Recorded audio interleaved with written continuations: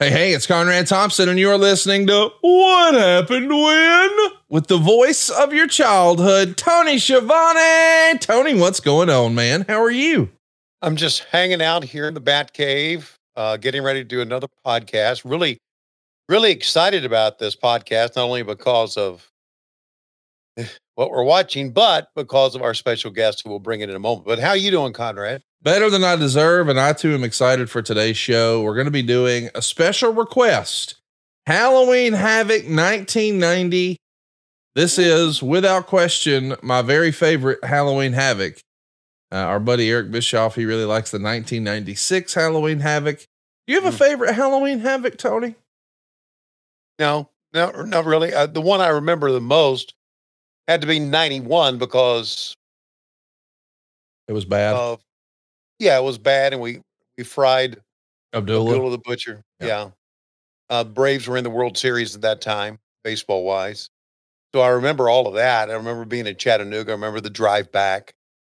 I remember a lot about that Halloween Havoc, probably more than any others. And that's odd, isn't it? That I would remember that one. I don't think it's odd. I think it's, wasn't that far from your house at the time and all that jazz. I loved Halloween Havoc 1990 the most. It's weird because I discovered wrestling in like 88 and was just a WWF kid. But then my dad, he worked as a prison guard at the time, and a guy he worked with, him and his kid were big NWA fans. So my dad would get the WWF pay-per-views and then take a tape to work the next day. Well, the other guy would record the WCW/NWA pay-per-views for us. So I was sort of late to the party on Sting, but I became a huge Sting fan in 1990, and him wrestling Sid and Lex Luger taking on Stan Hansen, and then the Steiners and the Nasties. This is, to me, as good as Halloween Havoc gets, man. I'm pumped that we're going to watch this one together. Yeah, there's a couple of things I remember about it, not much, but one thing I think we can all say that the name Halloween Havoc is pretty darn cool. Oh, no doubt about it. No doubt about it. We want you to watch with us. So pull your Peacock out, just search for Halloween Havoc, go to season 2, episode 1. That's Halloween Havoc season 2, episode 1. But Tony, as I understand it, we're not watching this alone today, are we? No, we're not. We got a very good friend and a guy I respect the hell out of here in this business. Haven't known him that long, but I consider him a very good friend. And of course, you knew him long before I did, Conrad. I mean, a real wrestling savant, one of the smartest people that you'll ever run into in wrestling, just oozing passion for professional wrestling. And now he's sharing that passion behind the scenes with AEW. And I'm so glad that he's got the opportunity to do that and to join us today. Ladies and gentlemen, I present to you the one and only Mr. Chris Hero. Chris, what's going on, man? How are you? Hey, what's going on, guys? Conrad, Tony, thank you guys for having me. Man, we're excited to be here with you. I can't wait to watch Halloween Havoc 1990. I think, Tony, we should do a playback, and then let's ask Chris, why the hell are we watching Halloween Havoc 90? How's that sound? You got a countdown ready? No. Well, you just want to count us in old school? Yeah, I'll count you in old school. Ready? All right. Okay, here we go, everybody. By the way, hello to Mike Whitaker, Coach Rosie, Adam O'Neill, who's all with us this morning live. And Coach Rosie's always with us, which tells me that he don't usually do shit. I mean, he's from out on the West Coast, so it's like what, 6 a.m. there. It is, yeah. So there's nothing more for him to do but hook in with us in the morning. I love when he hooks with us in the morning, Tony. Do you? He's a grade A hooker. First thing in the morning. Okay. Josh Field has joined us as well. And here we go. And 3, 2, 1, play. So, Chris, I love this Halloween Havoc. And I know that we asked you, what did you want to watch? Why is this Halloween Havoc special to you? Why do you love this one so much? Just watched it as a kid, and I mean, come on.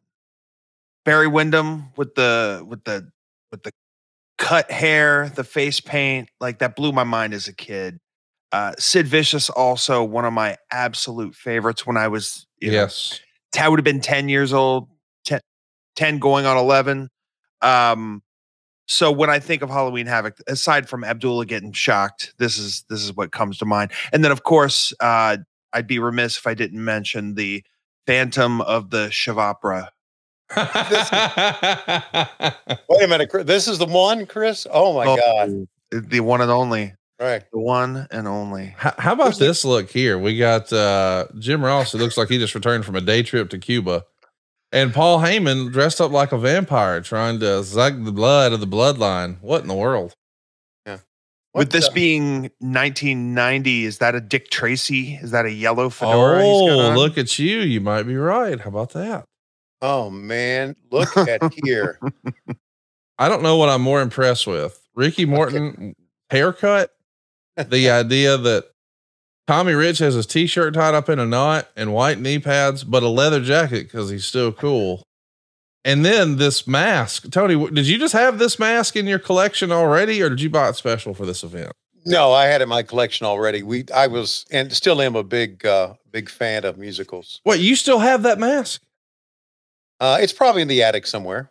Yeah. That's hilarious, dude. Some wrestling fan would love to have Tony Schiavone's Phantom of the Opera mask from Halloween Havoc. Now, I want you guys to notice that on the left side of my face, I have the lipstick and had the lip painted because that's the way the Phantom had it painted. So I was authentic there.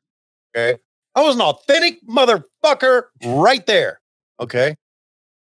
I mean, what do you make of Ricky Morton and Wildfire Tommy Rich as a tag team here? This is an interesting looking pair, fellows. I guess, Chris, we could say the Rock and Roll Express era was dead.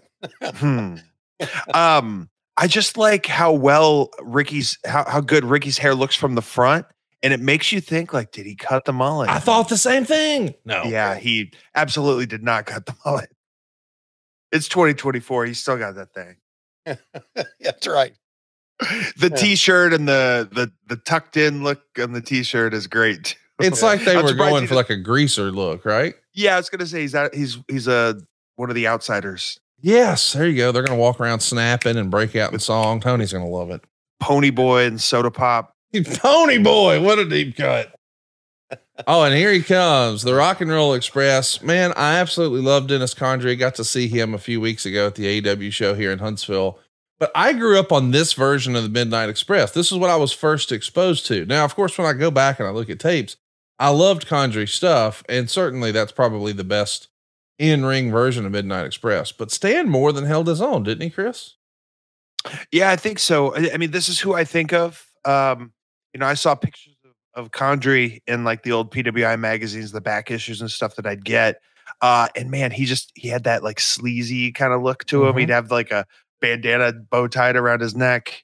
But these two, when I think Midnight Express, this is what I think of because of my age. Yeah. Of course, I think of Dennis Condrey, obviously, but I don't know. The last time I saw Stan, I guess, was at that Mid-Atlantic convention I did, Conrad, where you first saw me. And yeah, I haven't seen him since then, but back then he looked pretty damn good for his age. I mean, I don't know what it is about his facial structure, but I mean, he looks like a smaller version of Lex Luger. This could be Lex Luger's cousin to me. Okay. I don't know why, but maybe it's his nose, but something about his face just makes me think, man, that guy looks like he could be related to Lex Luger. But I guess, Chris, as the story goes, or Tony, you lived it, Ric Flair is the guy who is responsible for getting Stan involved in big time wrestling. Is that right? I don't know that story, but that would not surprise me. What I remember about Stan, he was some kind of I don't want to say karate instructor, but something along those lines, correct? I don't know if that was a kayfabe deal or not. I was under the impression that he worked at like some Florida beach resort and was pestering. You've heard that too. Okay. Mm-hmm. He gave me, I think as a kid, he gave me Don Johnson vibes. There you go. I like that.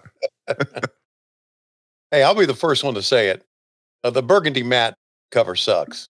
I liked it as a kid. I thought it was fun. Really? It was different. Yeah. It was different. I don't think there's any question, but again, I go back to that ring needs to be bright to me. The mat cover needs to pop. That just soaks up all the the light to me, makes it dark. Oh, by the way, there was Jackie Crockett there running camera, and Jackie passed away this past week. Mm-hmm. It's bad news for all of us because Jackie was a great guy. There's Paul Heyman, by the way, on the left, and he was talking. He was not eating a sandwich or anything. Right Oh there. my gosh. But I understand that Paul's going to probably eat about 4 or 5 sandwiches and a couple of hamburgers before the show is over. I mean, if you're 800 pounds now, you're in 2024, you had to start somewhere, right?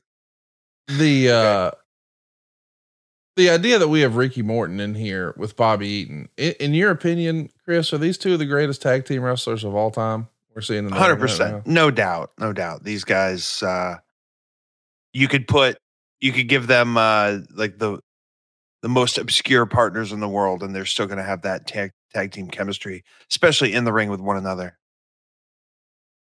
You know what I always think about, Chris, is that it's very subtle, but to me, it tells me a lot.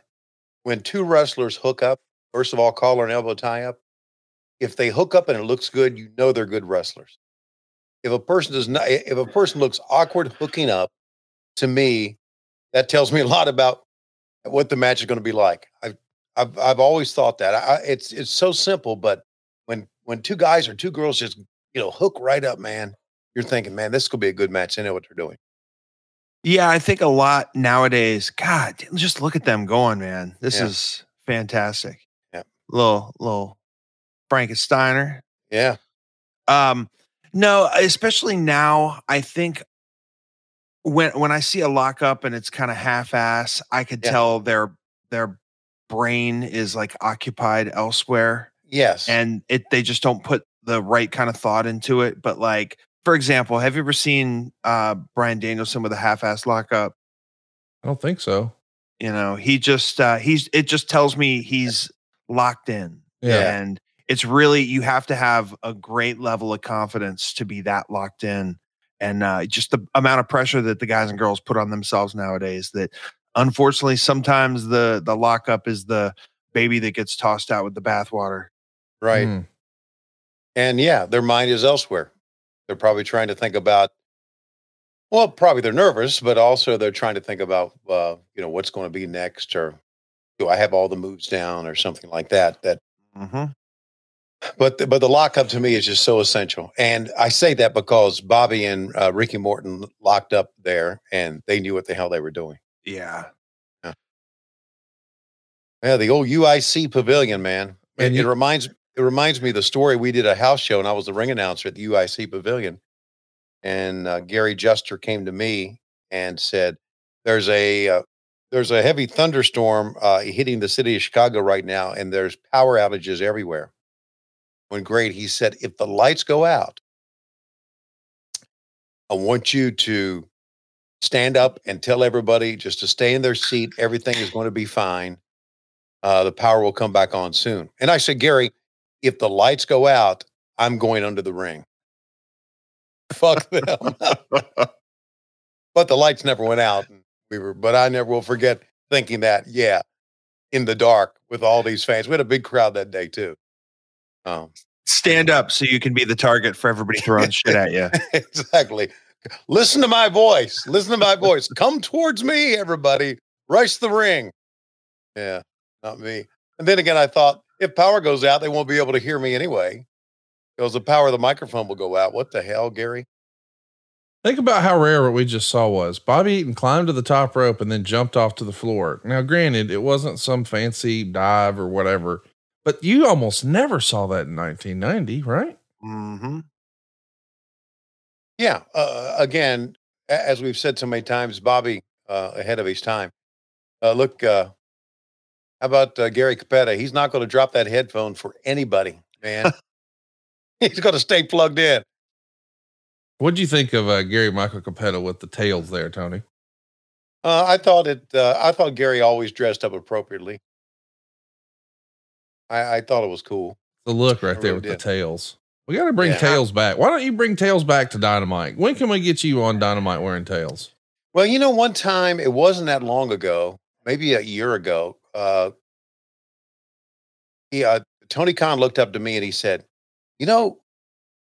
you probably should start wearing a tux on pay-per-views. And I just nodded and pretended he didn't say it.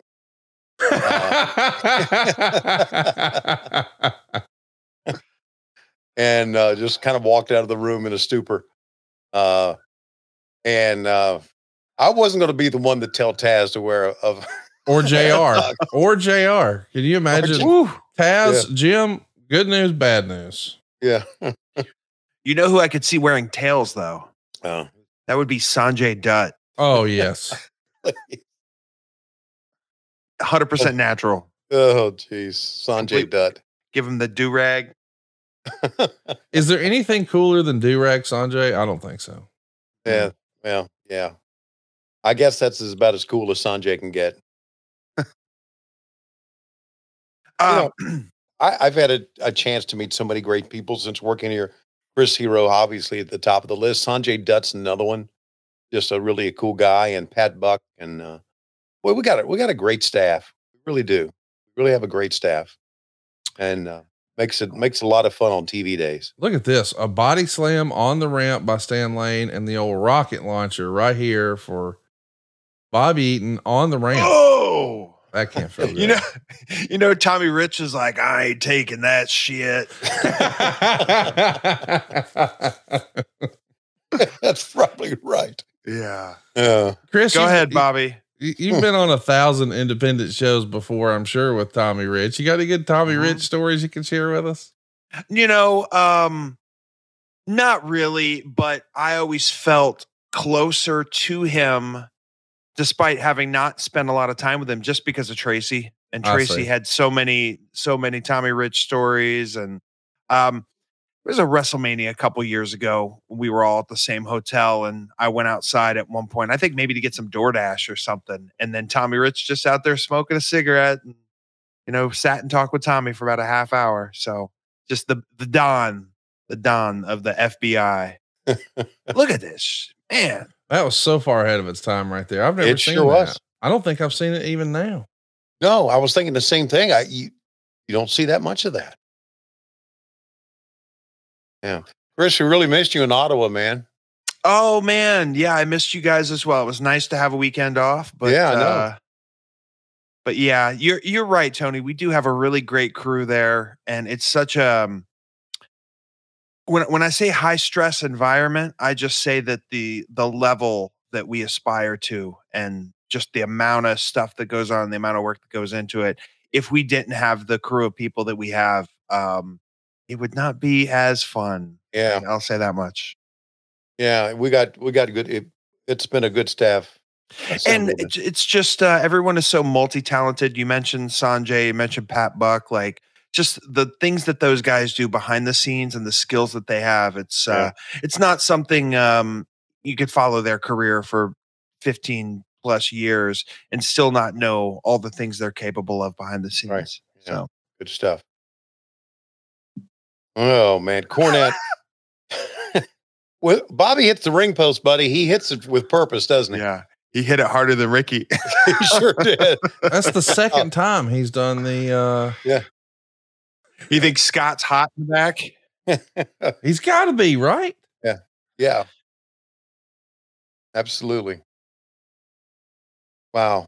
I can't get over the ringside area. I guess the mats were something we didn't use at Jim Crockett Promotions, so they were kind of unique to see those, but it's amazing how it's evolved since then.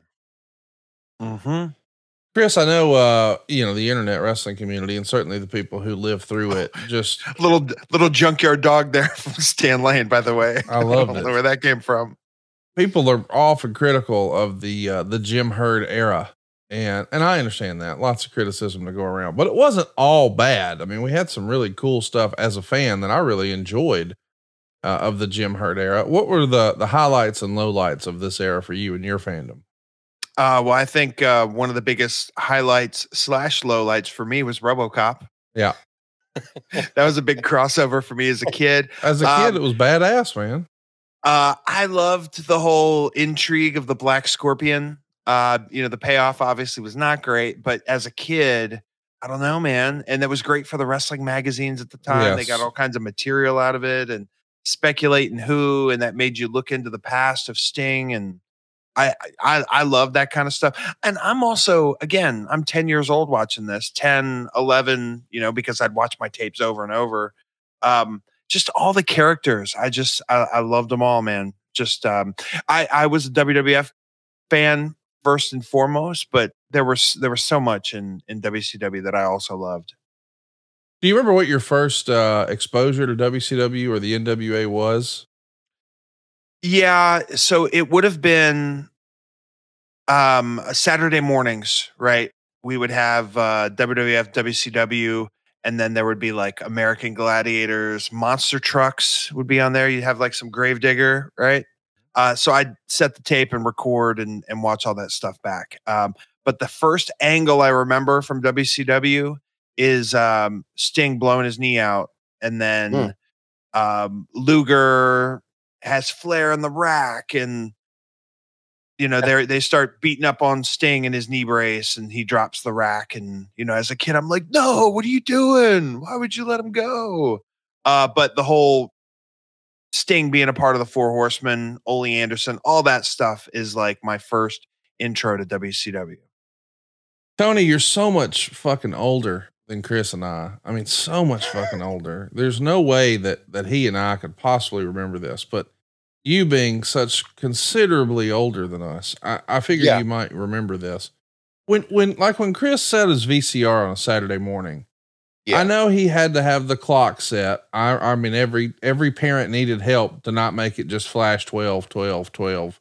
So a kid like Chris or I would come along and we'd make sure it was set, and we had the AMs and PMs and all that. But what I don't remember is, did we have to leave the television on that channel? And did the television have to be on in order for it to record? Cause I feel like there was another step in there. I think the first ones did, but as they progress, you did not have to have it on, because I remember that being a selling point to later VCRs. Yes. I mean, I remember later you didn't have to, but I know when VCRs first came out, they were like hundreds or thousands of dollars. Look at this. I forgot about this. The Wild-Eyed Southern Boys, Steve Armstrong and Tracy Smothers out here dressed up for Halloween and give a worthwhile distraction here. And the racket's just laying right in the center of the ring. Tommy Rich just nailed Stan Lane with it. There you go. How about that? Tommy Rich and Ricky Morton steal a win from the Midnight Express thanks to the Wild-Eyed Southern Boys. Yeah. And guys, this just shows you what good workers can do. Yes. Just an opening match. And now Ricky Morton hair is back where it should be. Oh, here we go. The lipstick is the best part. The lipstick is the best part.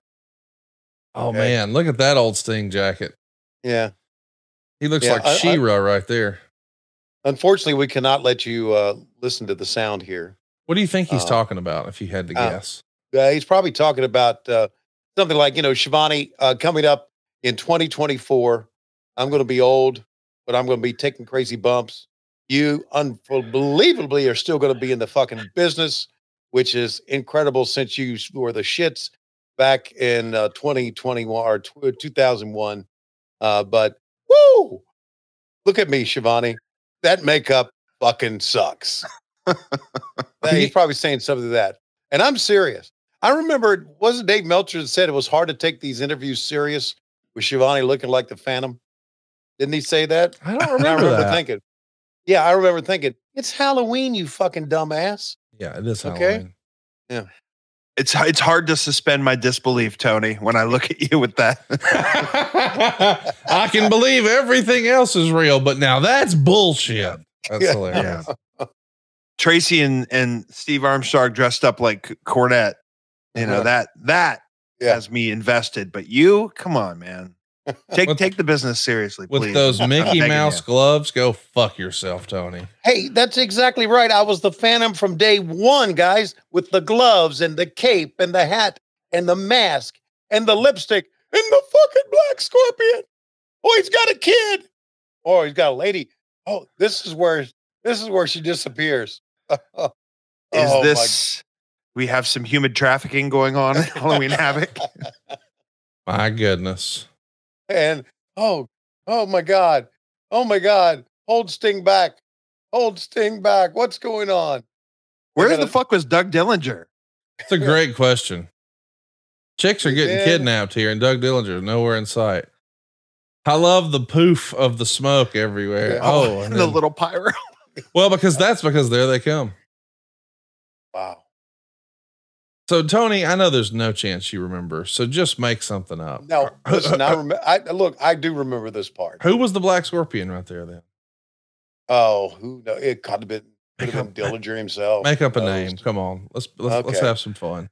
Fred Ostenheim. For the purposes of my story, it was Bad News Brown. Oh, you said to make up a name. I just made up a name. I didn't know. And look, Paulie said, wait, what? Oh, wait, where's the buffet? What? He took the cape off. He's no longer Dracula. Now he called Meltzer from the payphone, and Dave was like, listen, you got to get that fucking cape off.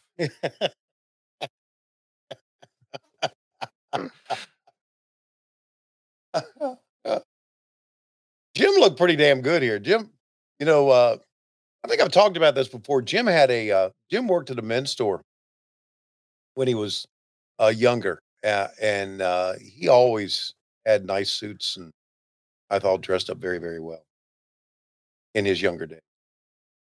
Now it's like, I don't give the Renegade Warriors. See, this is what I didn't like about WCW in this era. It's like, I don't remember ever plopping down for a pay-per-view and being like, man, I can't wait to see what the Renegade Warriors are doing. Were these the Youngbloods? I think Chris Youngblood is one of them, right? You are correct. Yeah, Chris Youngblood is on the left. Wow. All in pink. Chris and Mark Youngblood. Okay. They also were the Youngbloods and the Tribal Nation. Rocky King. Oh, he's got a limp. Somebody beat his ass. What the fuck is this makeup? Could someone get Michael Hayes on the line? This is what Eric Bischoff did not like, this version of the Freebirds. I always found Michael Hayes and Jimmy Garvin entertaining, but I could see how he would think, okay, maybe this is a little past its expiration date. What'd you think of this version of the Freebirds, Chris? It was my introduction. Yeah. I had the magazine, so I knew Terry Gordy and Buddy Roberts, seen photos of them. But this to me was the Freebirds. And, then they had Brad Armstrong as like Bad Street or Fantasia or whatever it was. And they had Big Daddy Dink, who was Sir Oliver Humperdinck. So that when I think of the Freebirds as a kid, this is the first iteration of it. Isn't it amazing that you guys who were fans back then and younger can remember this stuff? And I worked right in it, and I can't remember shit. Here's what I want to know. I want to know if Michael Hayes still has that outfit. Do you think there's any chance he still has those pants and those suspenders? I would think there's a chance, and I would think if you stay on him long enough, he would probably wear it backstage at TV. I think it would be awesome if he just wore it like on a show. Can you imagine if he was like introducing someone and he just walked out in that in 2024? That's the move. Wonder why the character Doc Hendricks didn't stay around long, because we've seen things to where he was the guy that promoted things. They would go to him. Yeah, I thought he did a good job actually. In those, you said that Eric didn't like this version of the Freebirds. Mm-hmm. I think, and I don't know if Eric has admitted to this or if he's changed his mind or if you've even talked about it. Eric didn't like Michael Hayes really at all. Oh, okay. Okay. Now, I don't think it's that he didn't like him as a person. He just did not like. I remember Michael and I were on a golf course, and we were, I don't know, we were in the cart, and Michael says, he said, Eric gives me shit about the Freebird character and about the old Southern connotation of the Freebirds, and he said, but I can be whatever he wants me to be. He said, it's just a gimmick. He said, I can be anything. He just needs to tell me if he doesn't really like it, what he wants me to be. Right. And I remember thinking about that he's probably right there. If Eric doesn't like the free bird, Eric was really, really against anything out of the South. Right. And I guess he thought the free birds were Southern because obviously, they wore the stars and bars at one time. So, well, to be clear, I think Eric would say he wasn't against the South. He just didn't want the promotion to feel like it was regional. He wanted it to feel like it was more global, which I get. Yeah. Again, Southern connotation, right? Yeah. He's kind of like the NASCAR people. They wanted to expand and because of that, NASCAR's lost a lot of their fans. A lot. Yeah. They're down. Right. Renegade Warriors are in a tough spot here, man. They're, they're relatively new to WCW. They haven't been pushed on TV a ton. They're in there with like an established act, and their match is after the Rock and Roll Express, or the iteration of the Rock and Roll Express has just had a hell of a match that tore the house down. They're doing similar kind of spots, and you can just hear the crowd's not quite as into it because they just saw it. Right. It's always a tough spot. Always a tough spot when you follow a great match. I think they were only here for like a year too. I think they came in the spring and they were gone by the spring of 91. So not long for this world. I didn't notice it until now, but Rocky King's got his face painted too. Yeah, he does. There's one show, I don't know if it was a clash, but he sure enough had that rebel flag painted on his face. Ooh. Yep. Oof. I was on a show with Rocky King in 2012, 2011, and he was the nicest guy. Really? And he was still in great shape. I realize it's 11 years ago now, but he was in great shape. Yeah, but Rocky was a good guy. You're right. Good kid. Seemed like he was always in a good mood. I just think we had attempted to use him in many, many ways, and nothing really worked out here's another one right here. But he always gave good matches. I remember back in the studio days, he would always give good matches. Yeah, that face paint is dreadful. Yeah. Well, Michael Hayes and Jimmy Jam's face paint is not that well. You can tell they're not regular painters. No, they're not. And I wonder who encouraged them to paint. Maybe it's because it's Halloween and everybody else is dressed up. I don't know. That would be it. That would be it. Of the referees, I mean, so far we've seen, we saw Nick Patrick in the first match. Now we got Pee Wee here. You guys had a great crew of referees. Did you have a favorite referee that you like to pal around with in this era, Tony? I didn't pal around with any of the referees. No. I guess the closest would have been Pee Wee because he and Arn were good friends. And, Arn and I were very good friends. So, but no, I didn't pal around with a referee. I didn't pal around with many people, Conrad. I was a loner, a rebel. That's kind of what I am right now. Did you know that, Chris, that the minute you or Tony are no longer employed with AEW, he'll never speak to you again? Did you know that about Tony? It's one of my biggest fears. What's going to happen? I'm just giving you a spoiler right now. Like, I mean, he said many times, man, what a great guy. He was one of my best friends. What happened? Well, I quit working there and never spoke to him again. Yeah. I'm a terrible friend.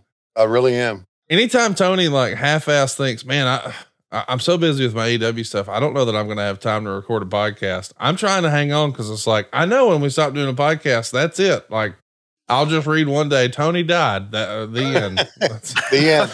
That'll be it. Yeah, I am a loner. I actually, and I'm the only one that did this. I know. I actually drove from Ottawa to Burlington, Vermont after the show on Saturday. 3 hours and 45 minutes. Take a direct flight from Burlington, Vermont to Atlanta.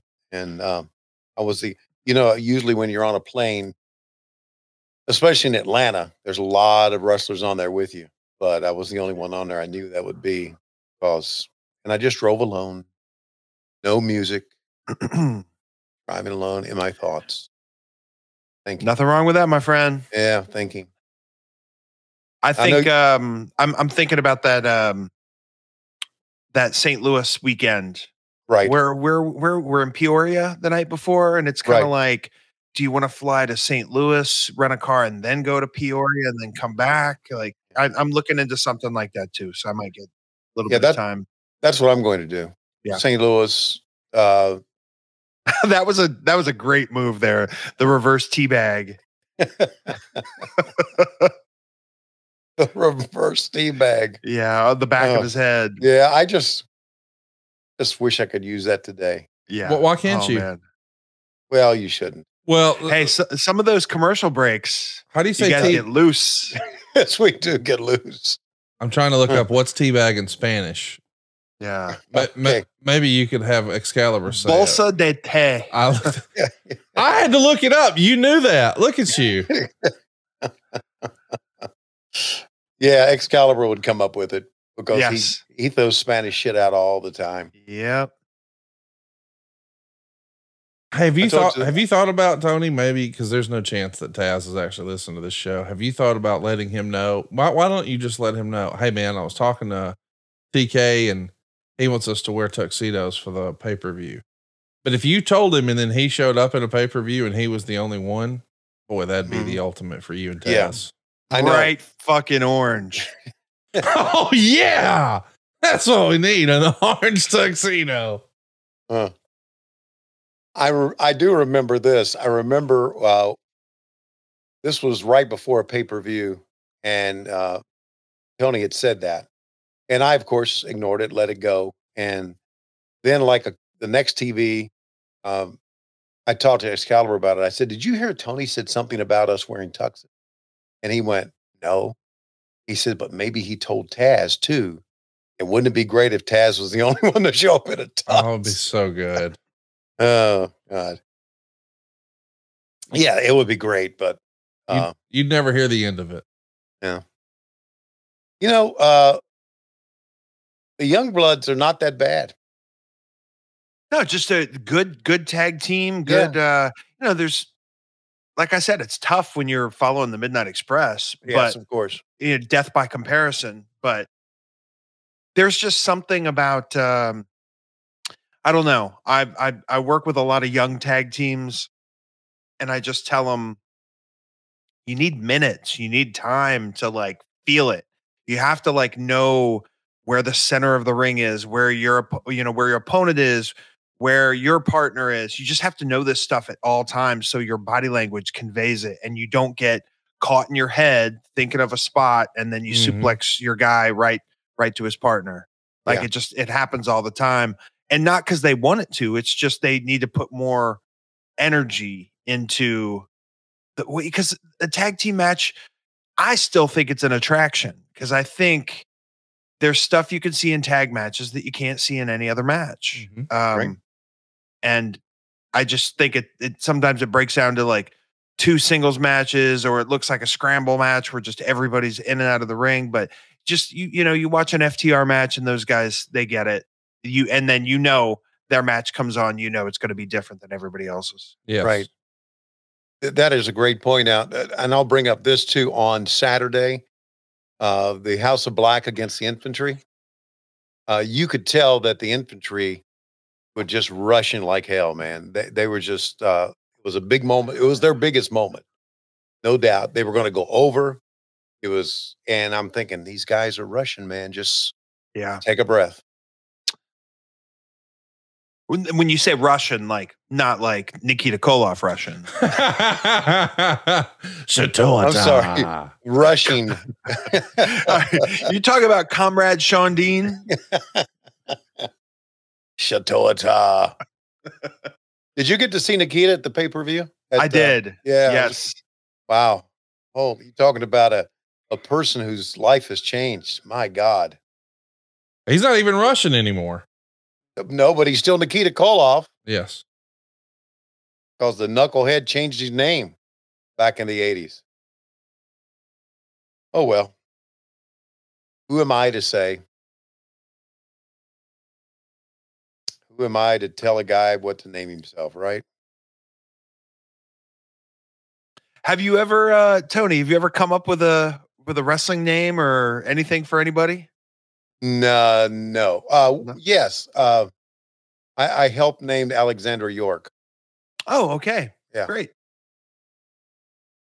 Um, The York Foundation. That The was York- another big one for my childhood. It Exactly. worked as a kid, didn't it? Made Yeah, total it sense. worked as a Ricky kid. Morton role, the match after Ricky Morton. Yeah, it worked. It worked well. All this stuff for kids worked well. And I guess as a wrestling company, we didn't get it. You know? We think, oh, that's a silly gimmick. Bad. But the kids loved it. Yeah, That it's makes not any for sense. you. I mean, it was silly to have a guy bring a snake to the ring or a parrot to the ring, or Right. we're gonna pretend this guy's dead. Like this. Right. All of it is a little silly. Yes. Rocky King in the ring. How about that? Come on in, Rocky. He's up there a little bit early, but The crowd is not with this right now at all. Nope. sadly, because it's a hell of a hot tag too. Yeah. I think this is the finish here. Yeah, it's got to be. Little DDT. There you go. Well, they popped on that. They love the DDT.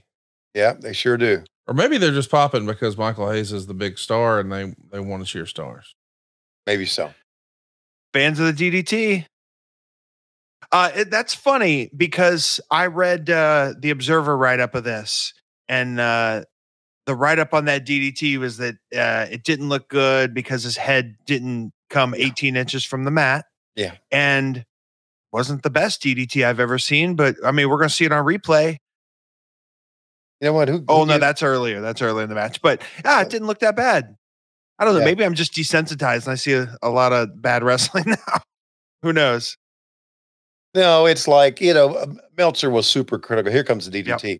Meltzer was super critical of everything, like he knew everything back then.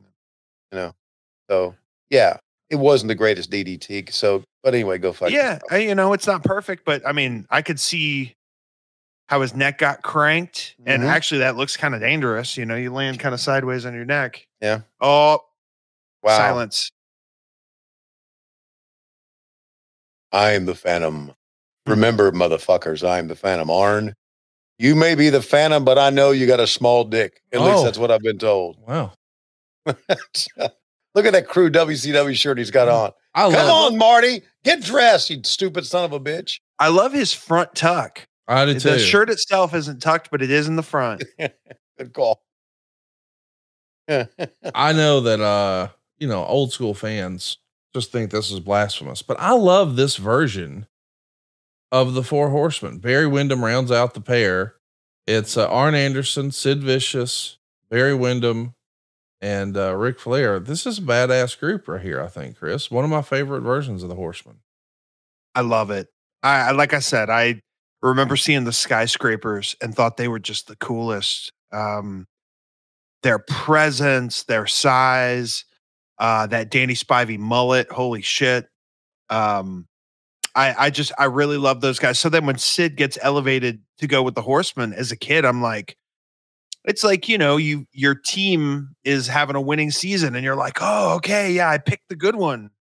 I mean, look at this psycho. Yeah. He was something else, man. Was something else.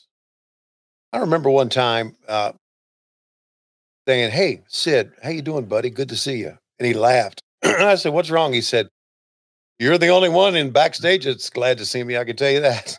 Yeah. Yeah.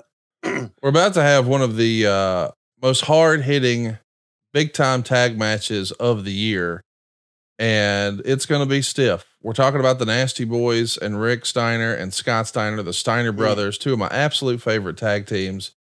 But if you want to talk about stiff, boy, we got to talk about our friends at Blue Chew.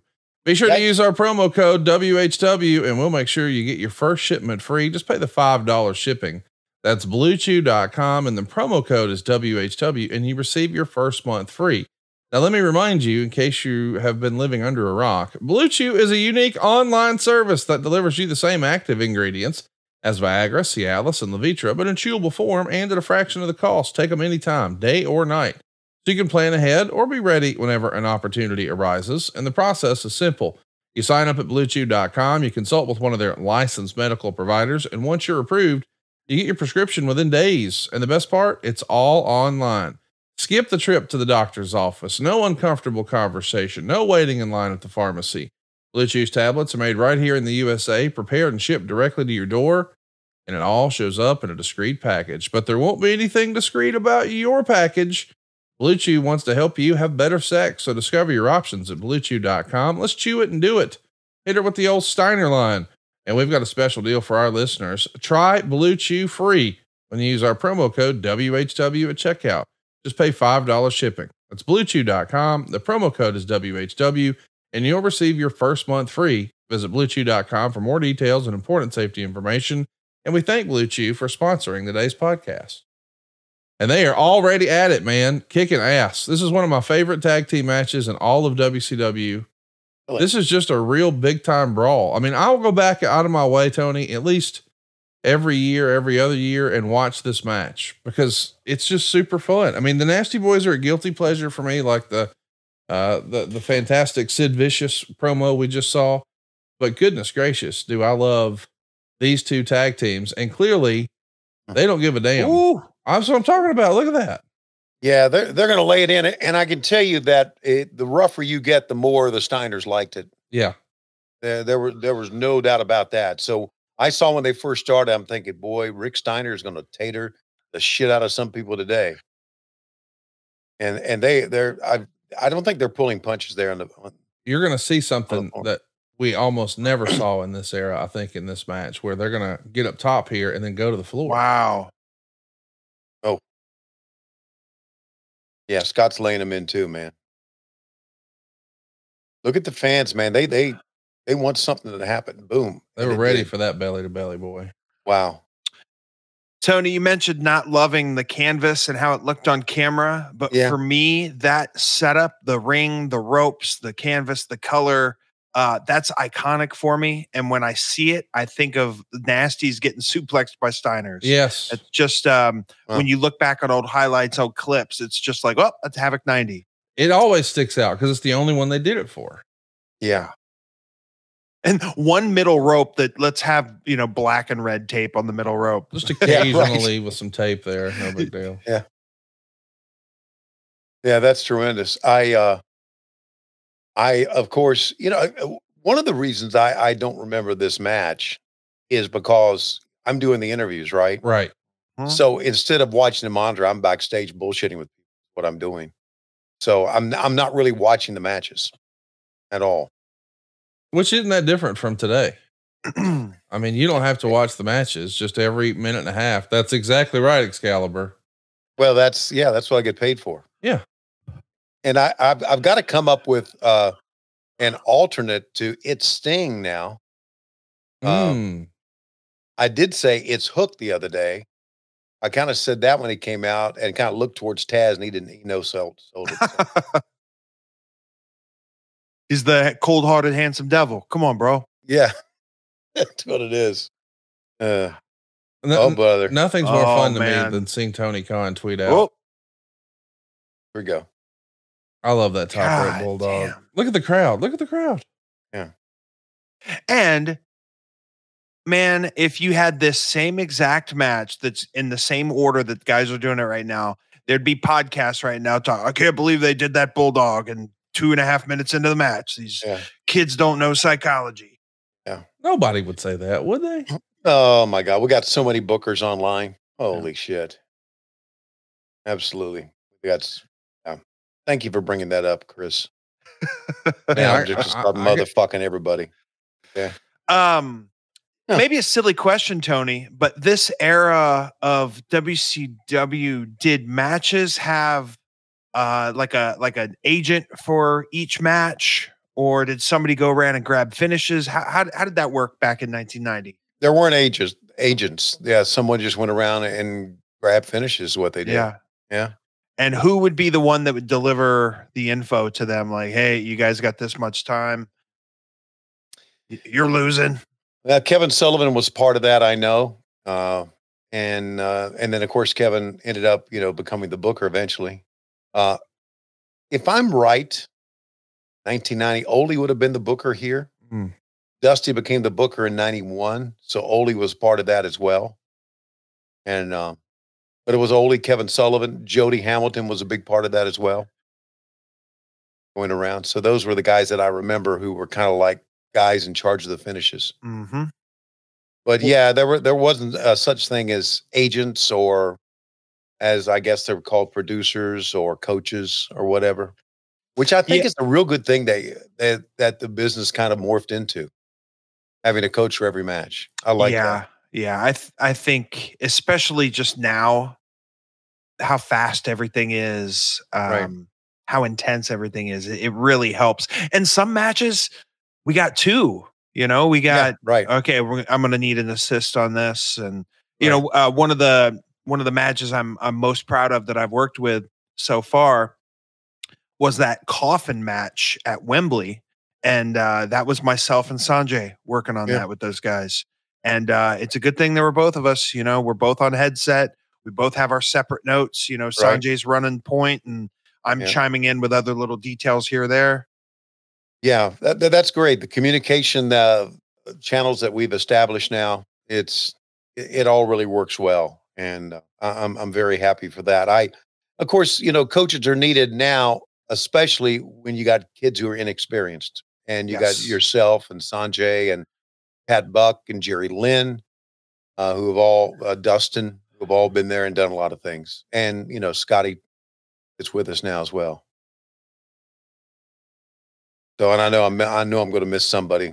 I'll stop. It looks like he's ripping a wedgie up his ass. I do believe that's what it looks like he's doing. It, knowing Brian Knobs wouldn't surprise me at all. Yeah. Funny Brian, and he's trying to feed Sags is like, all right, shit. Yeah. I had maybe more than one interaction with him, but the one interaction with Brian Knobs that I had stood out when I first moved to Tampa prior to starting with FCW/NXT. I did a couple months of indies down there. Yeah. And I'm just in Tampa, just doing a little seminar before the show. I couldn't have had 3-4 people in the ring with me, just young wrestlers. And I'm, giving them a couple tips and this and showing them some holds, whatever it is, just real basic. He stops my seminar and he goes, "Who are you? What have you done?" Like a condescending attitude. Wow. And I was like, "Well, my name's Chris. Hello, Brian. Nice to meet you." And, if somebody's asking for your credentials, like you can't just like, "Well, I did this." And, right. 5 years in Ring of Honor. And, it's not going to mean shit to anybody that's coming at you like that. So I just remember him like asking how long I'd been around and whatever, just kind of dressing me down. Yeah. And then at this time, I had already signed with WWE. My contract got rescinded because of my physical. And then I was in the process of getting that sorted. And then I did end up starting with WWE a couple months later. But I was in this weird limbo period. And he's just like, "Well, if you've been around 10 years and you haven't gone there, like, I think that tells me what I need to know." Oh, wow. Like, God damn, Brian Knobs, you really are nasty. Yeah, well. I've also seen the inside of your butthole, and that's terrible. I think we all have. Well, you know what? Fuck him. Yeah. Next, if I ever see him again, I'll say, hey, Chris Hero sends hello. He's still in the business and you're not. Whoa. I loved Clothesline by Rick Steiner. Oh, because man. he just would kind of jump up, boom, and meet you. It was so good. So good. Oh, the referee's got his back turned. Spike pile driver. Here we go. Yeah. The Nasty Boys were an underrated tag team. I'm going to stand on that. Yeah. Look. I think he hit him with the chair backwards too. Lip out. Yes, he did. Yes, he did. Rick Steiner with wielding the chair. Yeah. Everybody freaking run.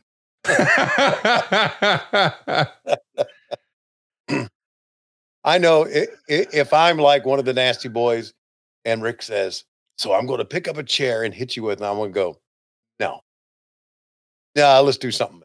And then Rick would remember that and really tater you. Ooh. This is a kick-ass, hard-hitting match, man. Awesome. I love it. Yeah.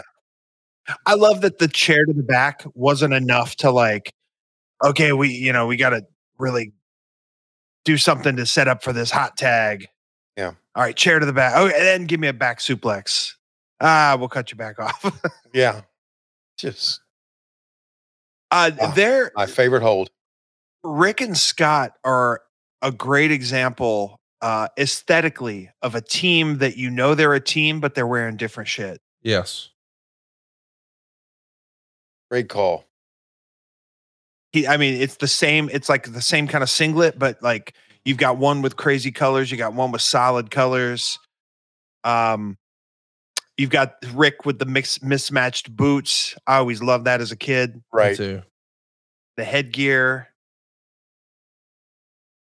Yeah. And he came across, that was his gimmick, right? He couldn't put two words together. He had mismatched boots, these crazy colors. So it's funny because in real life, how really intelligent he was, Robin Green. Oh, wow. How about that for a deep cut? Woman making the big debut. Hey, I guess we sort of glossed over it, but what we just saw earlier, our opening match, that's the last Midnight Express match here in WCW. Really? Jim Cornette and Stan Lane quit. This is their last show. Bobby Eaton's going to hang around, but that's it for the Midnight Express. I guess Cornette had quote unquote heard enough. Yeah, a lot of people had heard enough. He ruled by chaos, pitting people against each other. How about that for a way to power out of a Boston crowd? Just flip his ass out of there. Yeah. Conrad at that pay-per-view we just had in Greensboro. I forget what exactly I said, but there was some sort of a pun that I made that involved Jim Herd, and you should have seen the way Schiavone looked at me. He was like, "How dare you mention his name on this day? What are you thinking?" Yeah.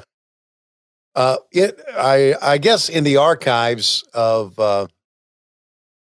not a sideburn in sight right there. Look at there. No sideburns. Yeah. In the archives of ad-free shows, there's still the Jim Herd interview, right? Oh yeah, absolutely. Yeah. Yeah. Conrad sent it to me to look at first. And I remember putting it up on my computer and hitting play. And 2 minutes later going, fuck this shit. Yeah. I don't need to see him again. Well, he was a nice old man. Yeah, he was a nice old man. Yeah. And he was a miserable middle-aged man. Yeah. That happens. I'm a nice old man.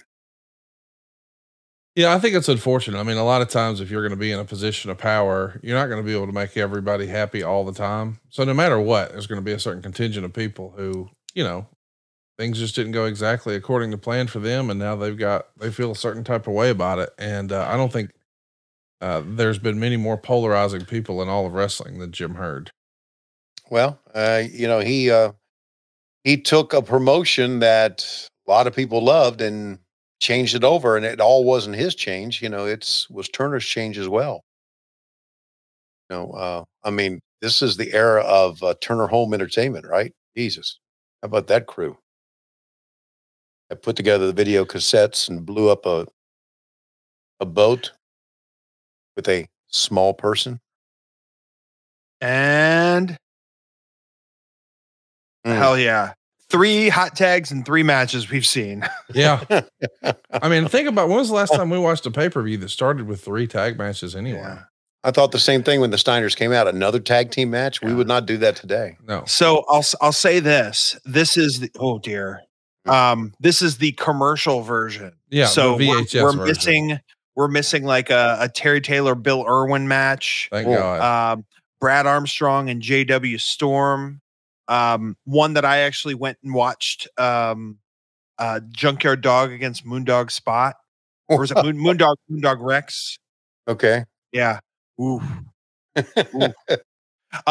Junkyard Dog came out to the ring wearing that like wolf mask from Thriller. Oh, He looked, oh man, he looked like something. And we're gonna miss that. Yeah. You're coming. No, but oh, because when I was asked, hey, is there a WCW show from your childhood that you think back fondly of and would like to watch with Tony? And I was like, this came to mind. right. And then I looked up the card and I was like, ooh, there's some rough ones in there. But they, when I clicked on Peacock to see what was on, I'm like, oh, they trimmed it down to 2 hours. They cut out those weird singles matches. Right. We got a couple really good ones. There's still a couple good ones coming up. So maybe in the course of the rundown, were some of the single matches put in between these tag matches? Yes, Okay. they were. Yeah. Okay, there you go. I'm talking about this show to you like I've never even seen it. But so you mentioned earlier how, some people will have vivid memories and you're like, I was there and I don't remember it. But when this wasn't, if I had been in the business, look at that pop for the Steiner. I mean, the Frankensteiner. Oh my God. That's it for the match. That's and nearly Brian Knobs, but Knobs just hops right up, just rolls right out of the ring right after. I think he's like, oh shit, I think my shoulder's dislocated. Wow. Yeah, if I had been in the business 8 years, like you had at this point, it's just another show. But as a kid, you always remember your first stuff, your first couple years of following stuff. Same with sports. I can go back to the, 95 to 98 and name a bunch of the starting fives for a lot of NBA teams just because that's my vivid memories. Right. And it's tough, man. I have a stronger memory than a lot of people in wrestling. I don't know. It's just, I think because I love it so much that I just have some real vivid memories about it. But it's tough. I'll come across stuff on Twitter and I'll be like, oh shit, I don't remember that match ever happening. And there I am taking a backdrop. Right. Oh, was that Abaddon in the crowd?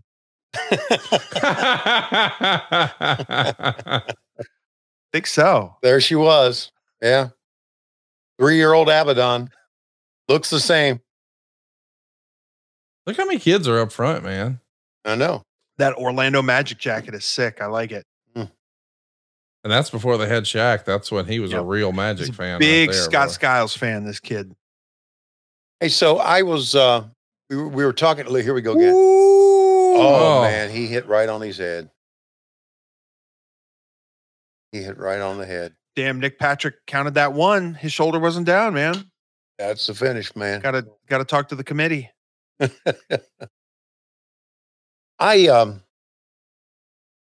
talking about, damn, I was, well, under that mask, I was kind of handsome. Don't you think, Conrad? I think you're a damn good looking man there. And I think that our old pal Brian Knobs, he probably needs some help from theamazingkind.com. If I had to guess, my man's going to be looking for some topicals, and he's certainly going to be looking for some infused oils. And I want Brian Knobs, if you're listening, Mr. Knobs, first of all, apologize to Chris Hero, put some respect on his name. And then number 2, go to theamazingkind.com, get 20% off all your orders when you use the promo code WRESTLE. Your body will thank you. The Amazing Kind is a family-run business specializing in plant-based pain relief. How about that? They got all the balms, the creams, the gels for all your muscles and joints, but the infused oils for mood support and sleep, that is what it's all about. And the founder, he actually used to work in the wrestling business. He was a producer and editor at WWE. He worked on their commercials and marketing. And now he's trying to help people like Brian Knobs recover and feel better after an errant Frankensteiner. Maybe you didn't take a bad Frankensteiner, but maybe you overdid it at the gym. Maybe you just woke up sore. Maybe you got some stiffness, some tension. I want to recommend you check out theamazingkind.com. Be sure to use our promo code WRESTLE. You'll get 20% off. And I think you're going to really enjoy all that you see they've got there. CBD infused oil will help reduce your anxiety and help you relax. CBG infused oil will help you focus. And CBN infused oil will help you sleep. And if you've been struggling with sleep, man, I cannot recommend CBN enough. There's a sedative effect that's going to make it easy for you to fall asleep. And it's even going to give you more prolonged sleep. It's going to reduce your nighttime awakenings. And if you're suffering from insomnia, man, look no further than theamazingkind.com. Be sure to use our promo code WRESTLE. It's the only way they know we sent you, and you'll get 20% off. They've been a long time sponsor. They're a wrestling fan just like me and you. So man, they got a cure for what ails you. Check it out. theamazingkind.com and use our promo code WRESTLE. You'll get 20% off. Well, I was reminded why the Nasty Boys hopped right up when they went to the podium with you, huh, Tony? Yeah, they hopped right up, and Jerry Saggs dressed up as a concession worker that quickly. Immediately. Yeah, got his blood all cleaned off. Give me the disguise.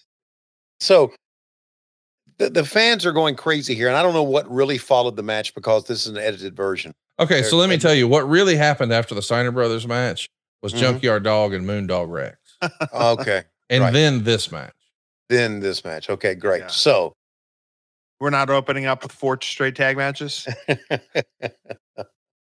But yeah, now that you think about it, yeah, that's right. 4 straight tag matches here. And Ric Flair in a tag match, not something we saw a lot of in this era. I mean, just a few months prior is when Sting beat him at Great American Bash 90 and became the world champ. We're used to Flair in the main event. We're trying something new here with Sting in the main event. Did you feel like that was a risk? I mean, Rick had been in the main event of almost every pay-per-view at this point, Tony. Did you feel like this was a risk for him not to be there? Yeah, I did. And I think this showed how much Jim Herd did not like Ric Flair. I really think, and Flair can tell you this as well. I think Herd, pushed him down. I don't remember Herd telling me, he said, you know what, the long blonde hair, it's well documented, long blonde hair and the robes, we need him to cut his hair short and put that diamond earring in and say, diamonds are forever. And so is Ric Flair. And I remember looking at him like, what the fuck ever, dude. I should have said, you know what? You're out of your fucking mind. That's what I should have said. I should have been more vocal about that. Well, I agree with you. I don't think I would have changed what Flair was doing. However, I do think it's probably worth a try to have a baby face on top. I mean, you see the success that the WWF is enjoying with Hulk Hogan, and now I guess at this point, the Ultimate Warrior. So maybe it makes sense to try a baby face on top with the neon colors and the bright face paint. Face painted baby face. Yeah. I mean, I get it, but for whatever reason, WCW didn't turn a profit when Flair was on top. So if you continue to do the same thing and get the same result, maybe it is time to try something else. But as we know, the fortune for WCW didn't turn around with a baby face on top either. No, and I think many people saw us as a bastardized version of the WWE. And I think you got to cut your own way through. Sting and the Ultimate Warrior were, of course, a tag team. Now we got Babyface painting his face, screaming, and people say, it's a knockoff of the Ultimate Warrior. There could be some truth in that. I don't know. It's hard to predict. 2 all-time greats in the ring right now. Ron Simmons, who's going to go on to become the Man eventually, but here he's a tag team champion with Butch Reed taking on Arn Anderson. Arn, man, this is about as good as Arn ever looked. He looks fantastic here. He does look great, man.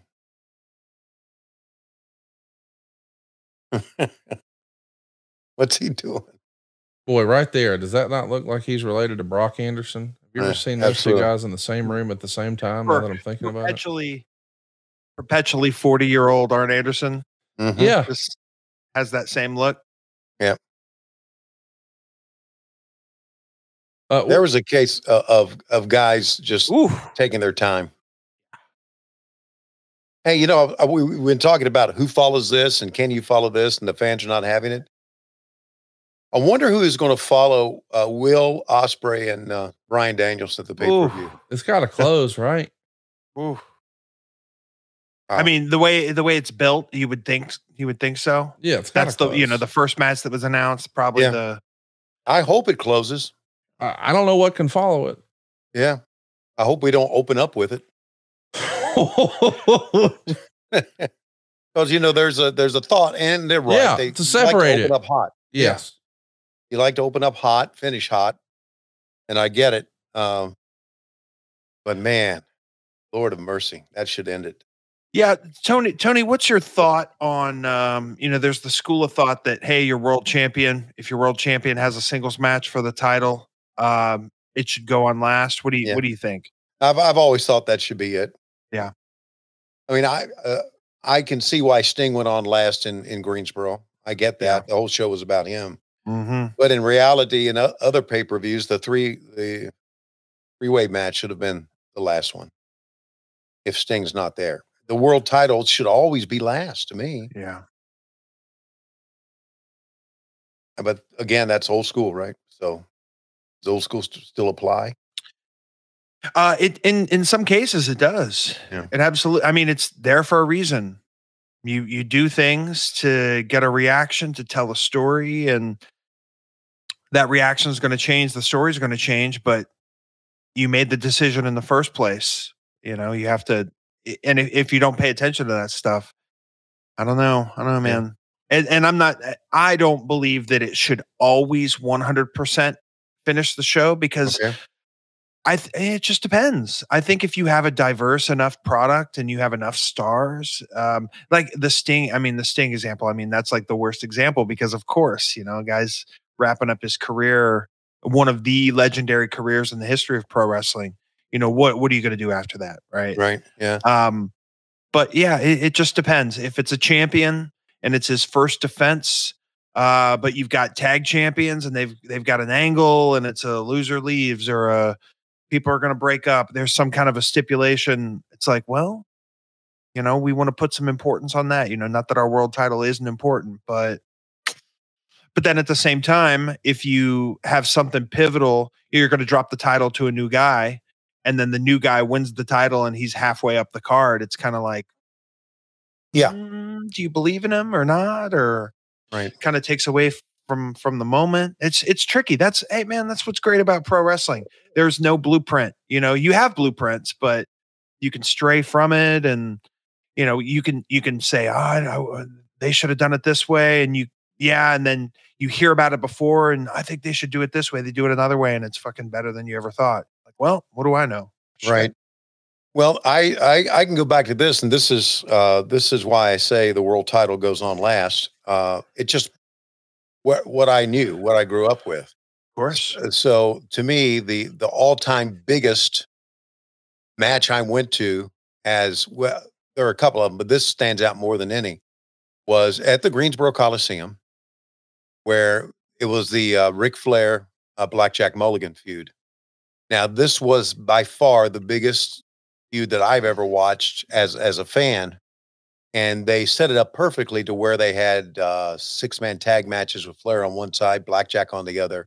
And every time Blackjack would tag in and Flair was in, Flair would take a powder and tag out. You never got to see them touch each other. So finally, this big feud comes to a head where Blackjack faces Ric Flair at the Greensboro Coliseum, right? Sold out the Greensboro Coliseum. Big deal. But the match that was on last was Harley Race against it wasn't Dory Funk. It was against, I'll think of it. But anyway, Harley Race comes in as the world champion, and he's on last. Dick Murdoch. It was Harley Race against Dick Murdoch. Murdoch was a big baby face. The world champion comes in, and he faces Dick Murdoch. There was no angle for that at all.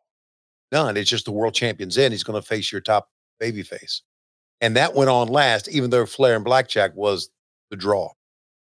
And maybe the NWA had a rule that their champion went on last. I don't know. That's back in the old real NWA days. And it was, you'd go to a house show back then, and they would have 3 matches on before the intermission, and then they would have 4 matches after. Always had 7 matches. If it was a big show, sometimes they would have 8 or 9. But it was always match, tag match, take a break, come back, another match, and then your triple main event or something like that. Mm-hmm. That's what they would call it, triple main event. Wait, I tell you, Butch Reed's working his ass off here. yes, he could throw some pretty good working punches, can he?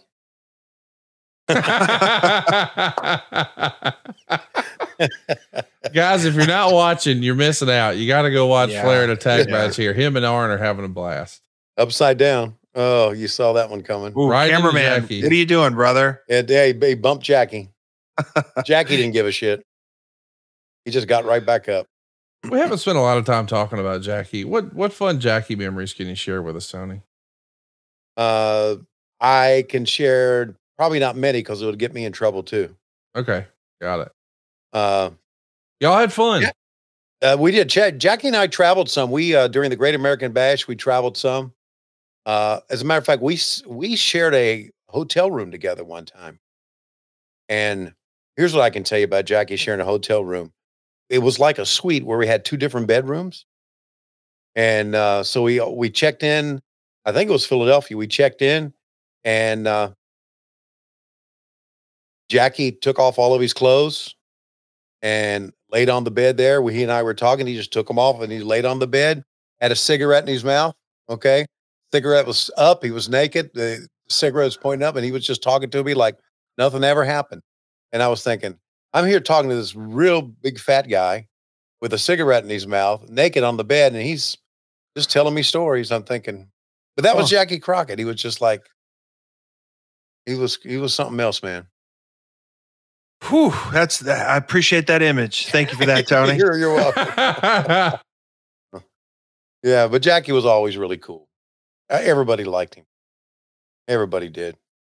And, you know, he was also, you know, all the old promos that I did when we talk about babyface and heel promos back in the Crockett garage, he was the cameraman. He was always the cameraman.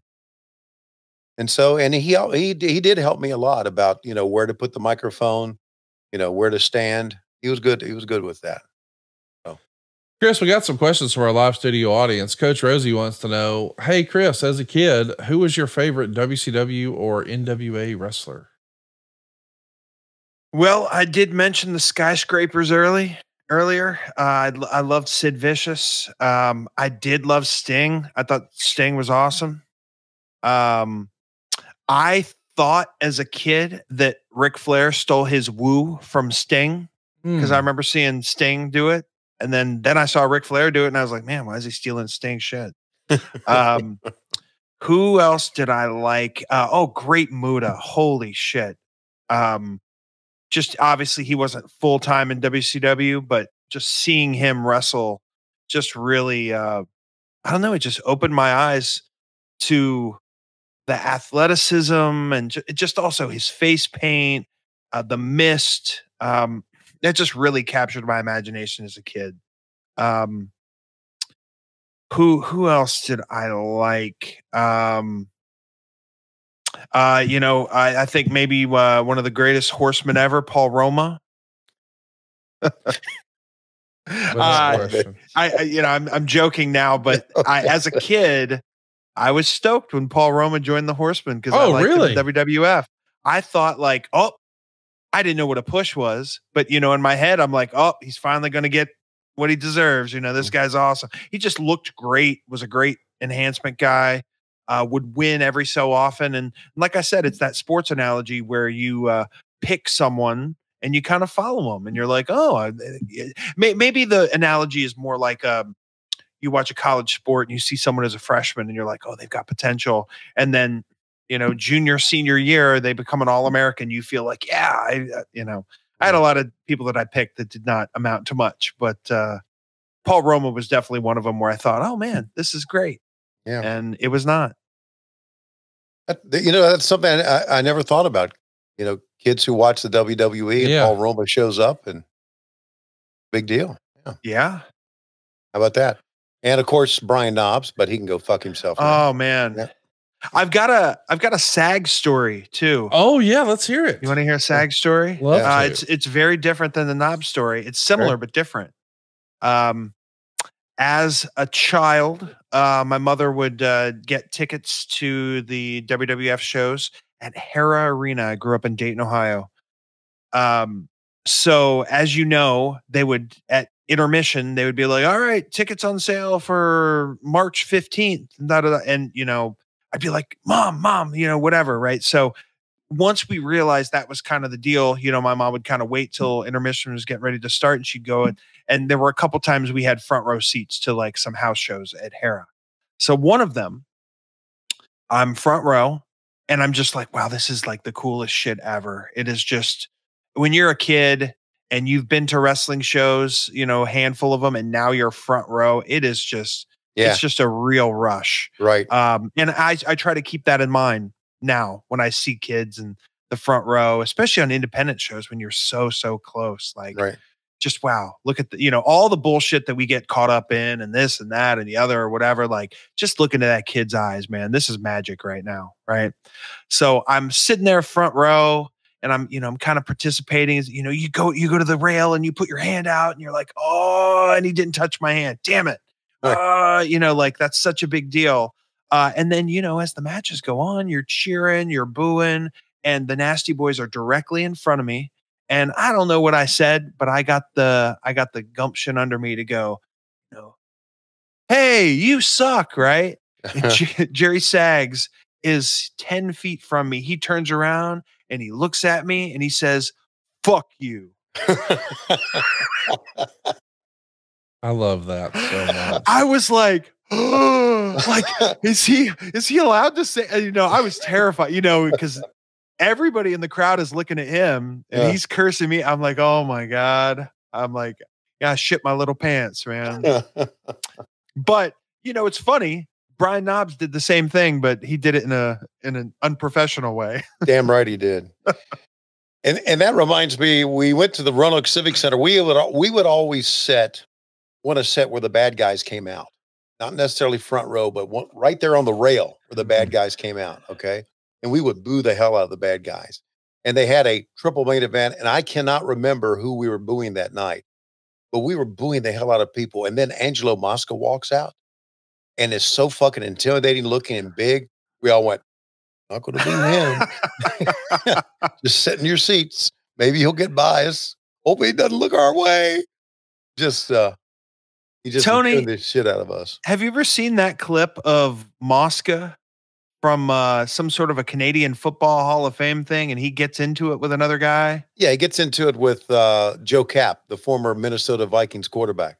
Oh my God. It's something else. What is going on? Yes. I apologize. I just, you know, Bobby Heenan told me that that Angelo Mosca was one of the biggest knuckleheads ever. And he says that because Heenan used to rib him all the time and he would always fall for it. Heenan said he would take paper towels or tissues and stuff them when Angelo would go out to work, stuff them in Angelo's toes of his shoes. And then they would be walking to the car or they'd be walking to the airport. And Angelo says, Mom, these dogs are barking today. And he just laughed like hell. Oh my gosh. That's a special type of something to not realize there's fucking paper towels in your shoes. Another story that Heenan told about Angelo Mosca.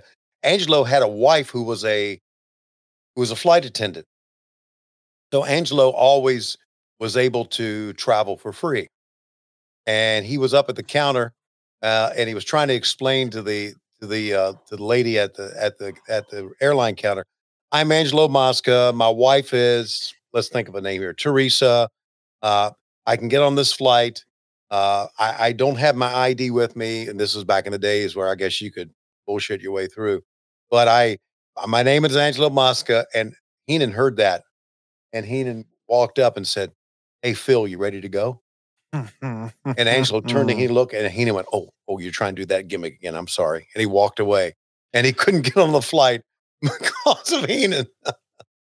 He fucked with Angelo all the time. In all fairness, he should have brought his fucking ID. Yes, exactly. Or he didn't have it with him or something. This is an interesting dynamic here with, you know, almost like a hot tag here from Butch Reed with the people getting behind him. And they, you know, oh gosh, they had Teddy Long with them still. So it's a heel team, dynamic. Right? Like it's two heel tag teams. You don't ever see this. And it's like, who are you wanting the fans to cheer for? Clearly they're cheering for star power of Sting, but the dynamic does feel like with the hot tag, wow, is Doom the babyface? This is also Chicago too. So, They cheer the heels. yeah, yes. You know, it's not quite Philly, but, and then also, God damn. What a shoulder block. That looked awesome. And also Randy Anderson flying around this ring like Bryce Remsburg. Just jumping over those pins. Right. You really got to appreciate that effort. Yeah. He did that DDT. earlier. Oh, look at the crowd. They love a DDT. They do. Marks, they did a DDT in the first match. So that's the DDT discourse is something that pops up all the time. Like DDT used to be a finish, and it's like, Right. it did, but guys used it all the fucking time. You go back and watch. We're in 1990 right now. I'm sure there'll probably be another one. And that doesn't mean the argument's not valid. It's just, I think what they mean, Chris, is they weren't doing a DDT on the other station because it was a finish because Jake worked there. But here in WCW, man, we're just willy nilly with the DDT. Yeah. It's not protected because he's not here. Yep. And yeah, you'll see, man, it's just the damnedest thing. I think people, if they remember things how they remember them without going back and making sure that their argument lines up with what they're arguing. Because I've just seen so much stuff over the years that I could have sworn went one way, and then you're like, well, I'll be damned. He did 2 Frankensteiners are on the same show that Scott Steiner was at. That the name is a goddamn Frankensteiner. It's not a Franken Morton, you know? Yeah, right.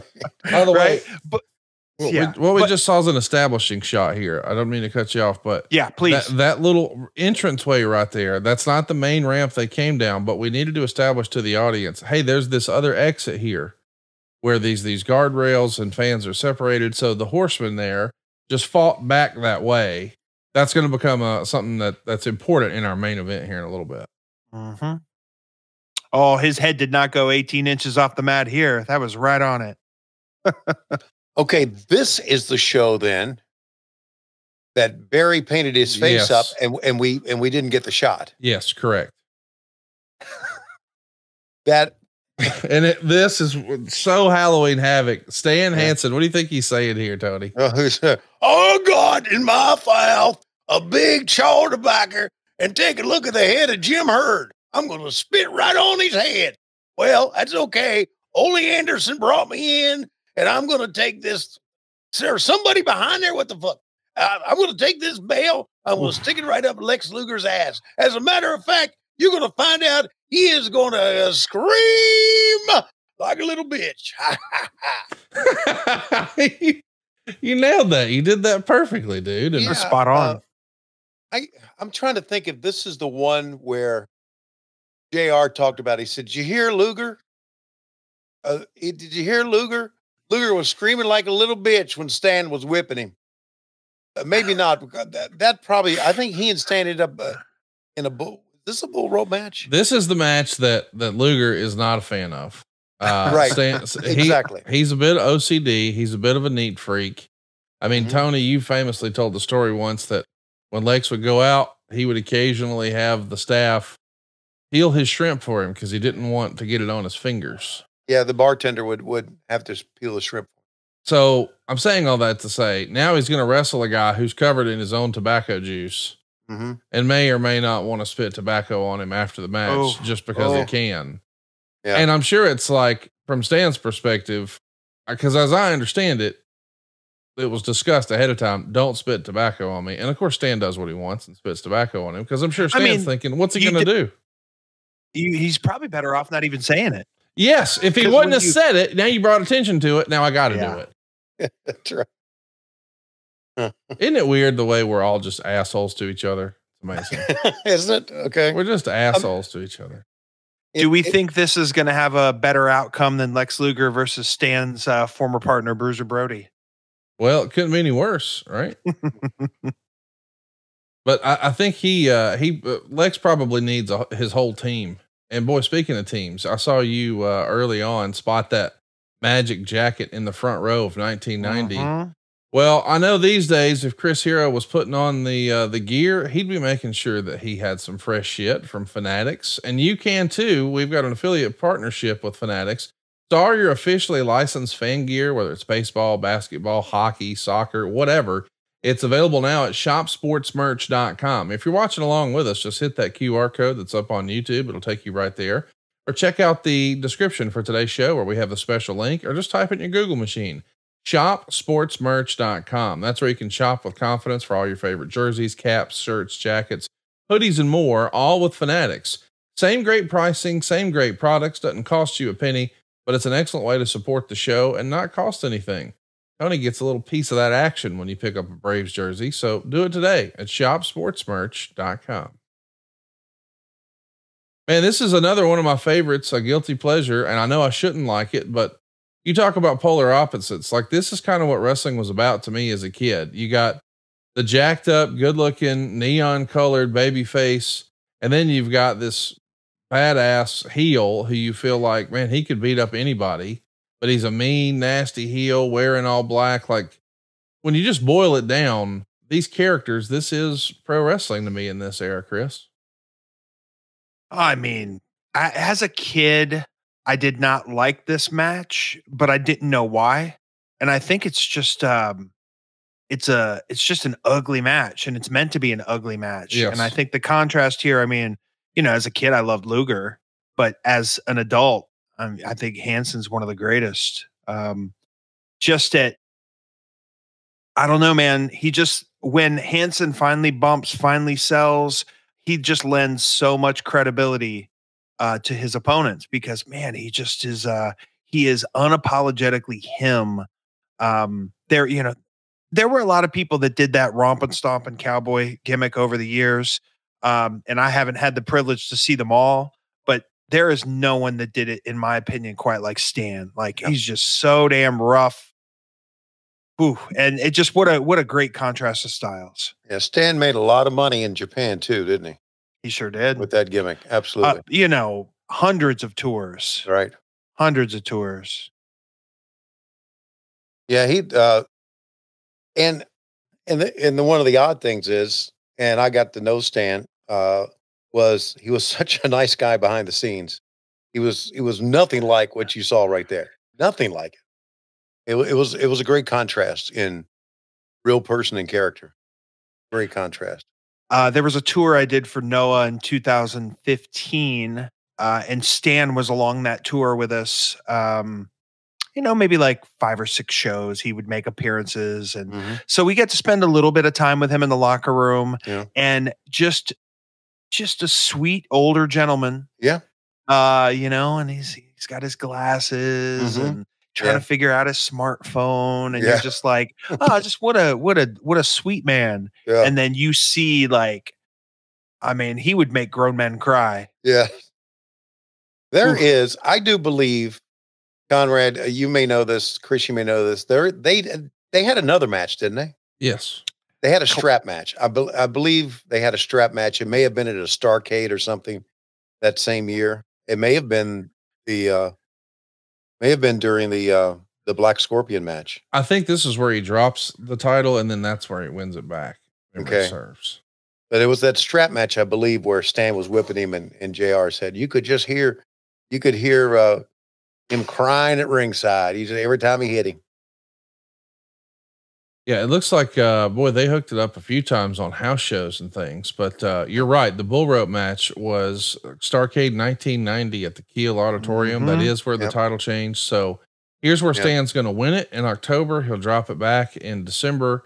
Along the way, though, I guess we should mention this is their 4th show where they worked against each other. The other matches were just house shows in Baltimore and Atlanta. We'll do 2 more house shows before we get to the pay-per-view, one in Memphis, one in Knoxville.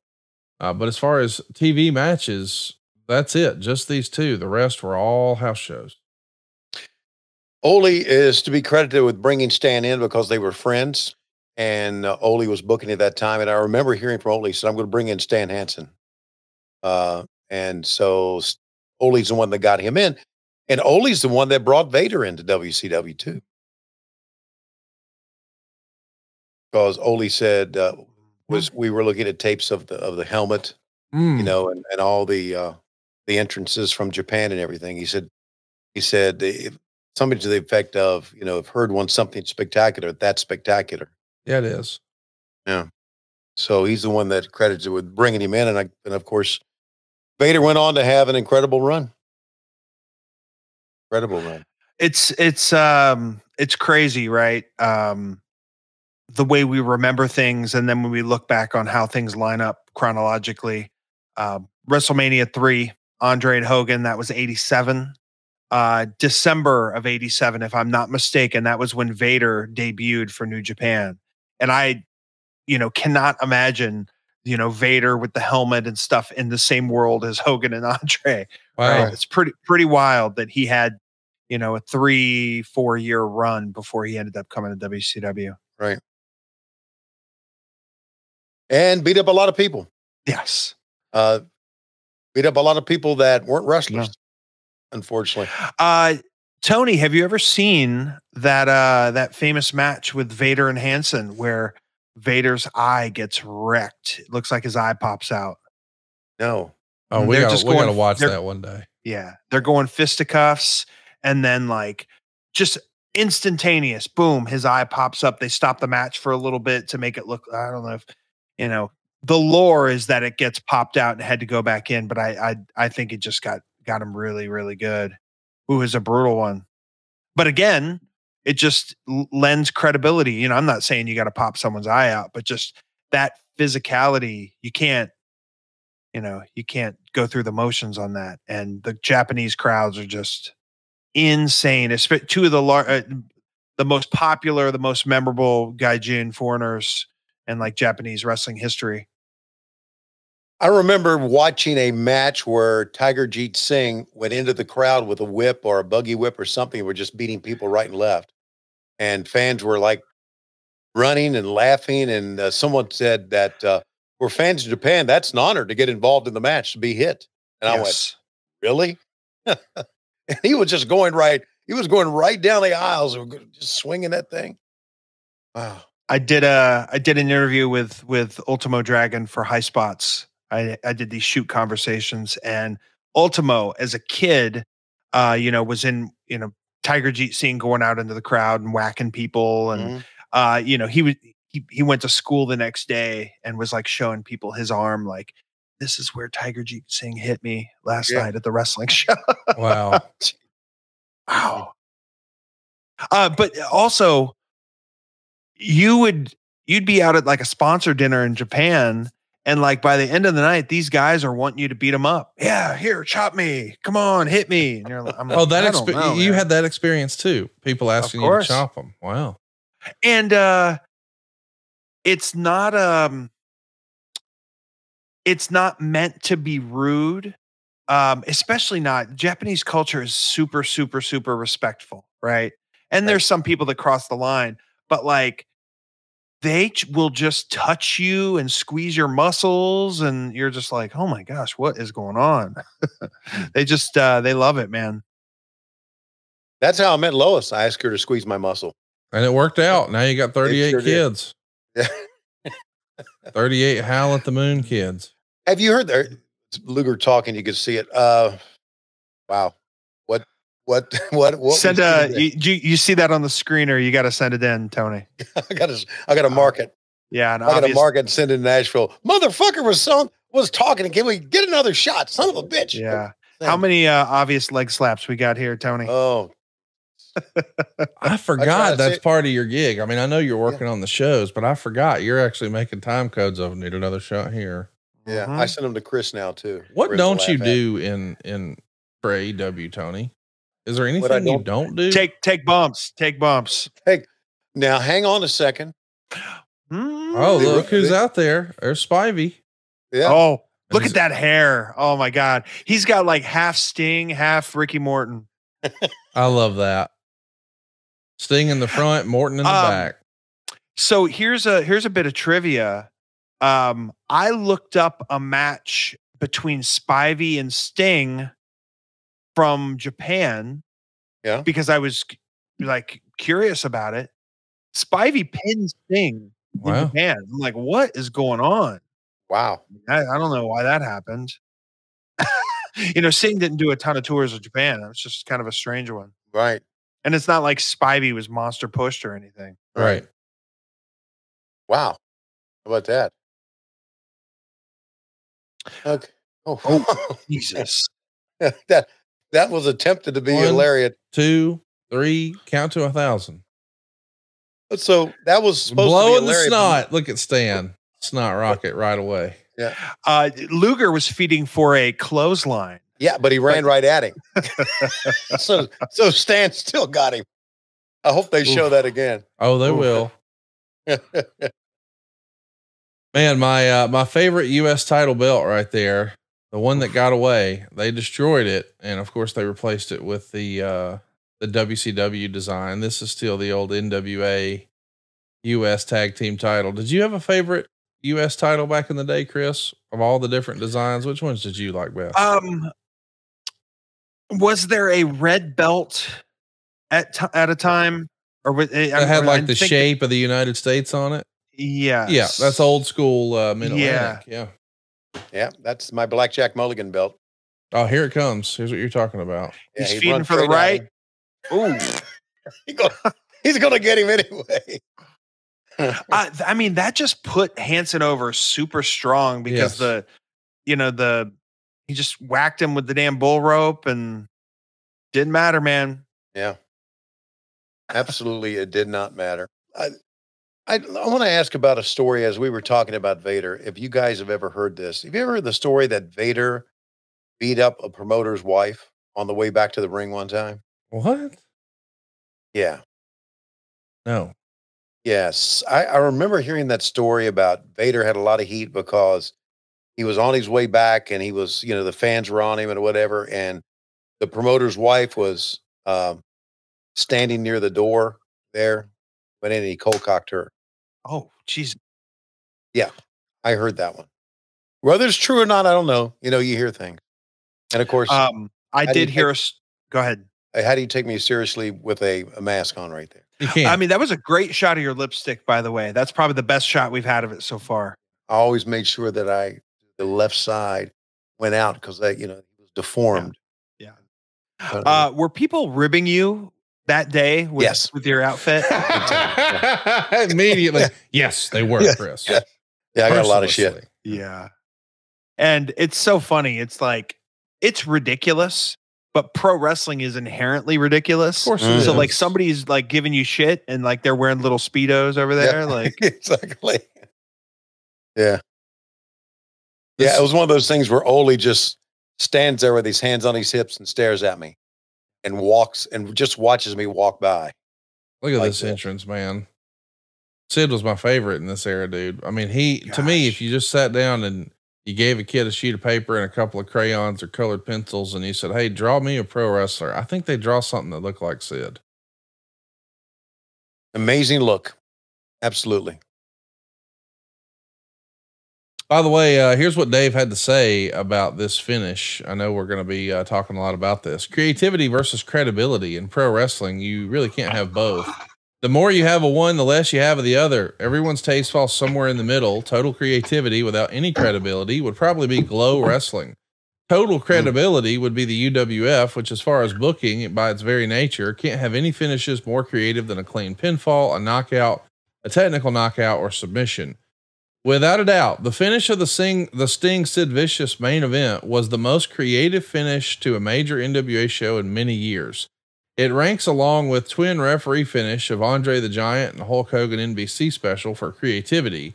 Of course, any finish of this nature has virtually zero credibility. You've got two different polarized schools of thought here and many people in the middle. One school of thought is that pro wrestling in this country, because of what it's evolved into, can't have any credibility to begin with, and it's a joke to try to pretend it does. From that standpoint, the finish of the main event was excellent.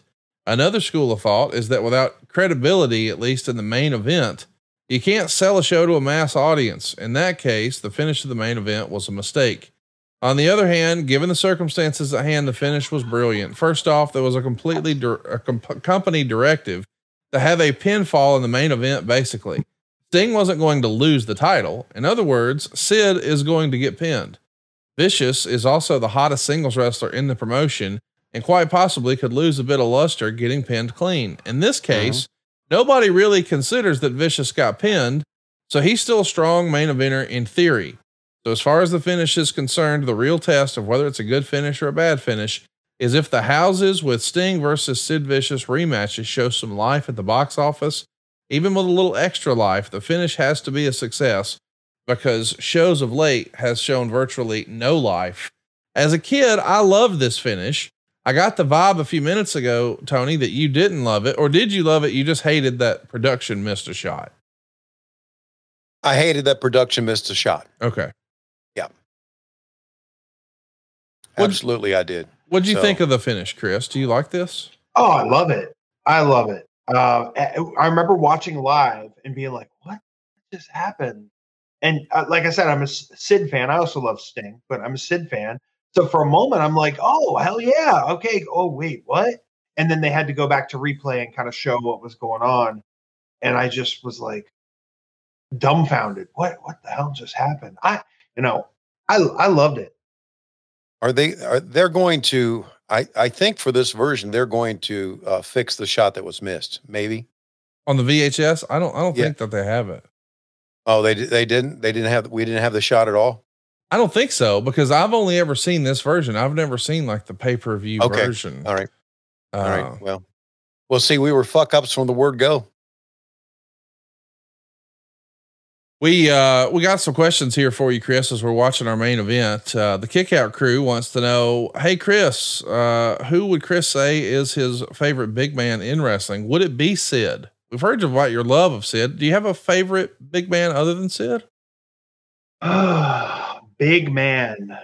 Can I say George Gonzalez? Oh, of course.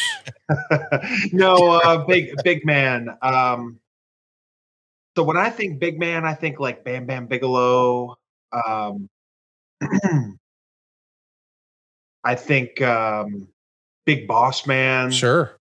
Right. Those guys are great. I think Earthquake was very underrated. So you're thinking more weight than height. Yeah. When I think big man. So if I'm thinking height, gosh, who's good and tall that resonated with me. Gosh, it's tough. I was never like a Diesel guy. Yeah, it's tough. I did like Sid. I thought when he, was Sid Justice, I thought, oh, okay, he's gonna be the one now. But that we saw how that panned out. It is tough. It's tough being overly big because of the expectations of you as a performer. I think WWE pushed so many jacked guys that were the absolute shits. Yes. That the second a big guy comes out, audiences now are kind of like, it's just harder. It's harder. Like people think they suck automatically. You got muscles. Oh, incredible Kip up there. That's incredible. Wow. Yeah, that's kind of. Yeah, that's kind of what I'm thinking. Sid is he fucking stabbed Arn Anderson. How crazy is that? Right? You just can't bring up Sid without. I mean, he was just standing right next to Arn not too long ago. Yeah, like it's just I cannot separate that from him. Just what a absolute maniac. Yeah, Sid's one of a kind. Bryant wants to know, does Chris have a favorite wrestling stage or ring rope color design? Is there a favorite ring design or set that you like better than any other, Chris? I know it's a pain in the ass, but I love the stages. I love when there's a stage that goes right to the ring. And a ramp. You like a ramp? A ramp. Yes. Yeah. Sorry. When the ramp goes straight up to the ring, like they obviously have this one. They do it on some clashes every now and again. I like it once in a while as kind of like I don't know, it just gives it a different look. And then you get the guys with the creativity to do some stuff on the ramp. It's just kind of fun. It makes it look a little bit different. One thing that it's a bummer about wrestling now is with it being so homogenized that a lot of it just looks the same. Arenas look the same. So when there is something that makes a venue, an event look different, I'm all in favor of it. Great example was we had that pay-per-view at the Forum last year, and you just can tell. You're like, oh, that's the Forum, right? And you know, maybe it makes it tough for some production elements. You know, It does. I don't think about that, but yeah, I just love the Garden. You'd see something in the Garden, you're like, oh, they're at the Garden, right? I wish more venues were able to be pointed out that distinctly. And while we're talking about that, tip of the cap to everybody who works behind the scenes to put that staging together. It's incredible. Oh man, it's unbelievable. I mean, you'd have to. I always thought that that we ought to take like a group of young wrestlers, like 3 or 4, and have them come in the morning when they're loading in, not to work with them, just watch what all they do to put the show together, just to learn how hard these people work for you to walk out into the ring and go 20 minutes, you know. You just take it for granted. Yeah, you do. You really take it for granted. I love those time-lapse videos where it's an empty arena. Yeah. And then throughout the course of a 2.5-minute video, you could just see, it looks like ants running around. Just right. Incredible. And a lot of days we have what we call same day load ins. If the venue had something going on the day before, we couldn't load in the day before. So we'd have to load in the day of. And Greensboro was like that, by the way. And I got there early and I remember thinking, holy shit, a lot of work to be done here today, guys. But they got it done. Where were we? Boston. Yeah. I remember I got to the venue around noon, and they hadn't built up the stage yet. Right. Like, damn. Yeah. You know, Celtics had something going on the night before. Right. Exactly.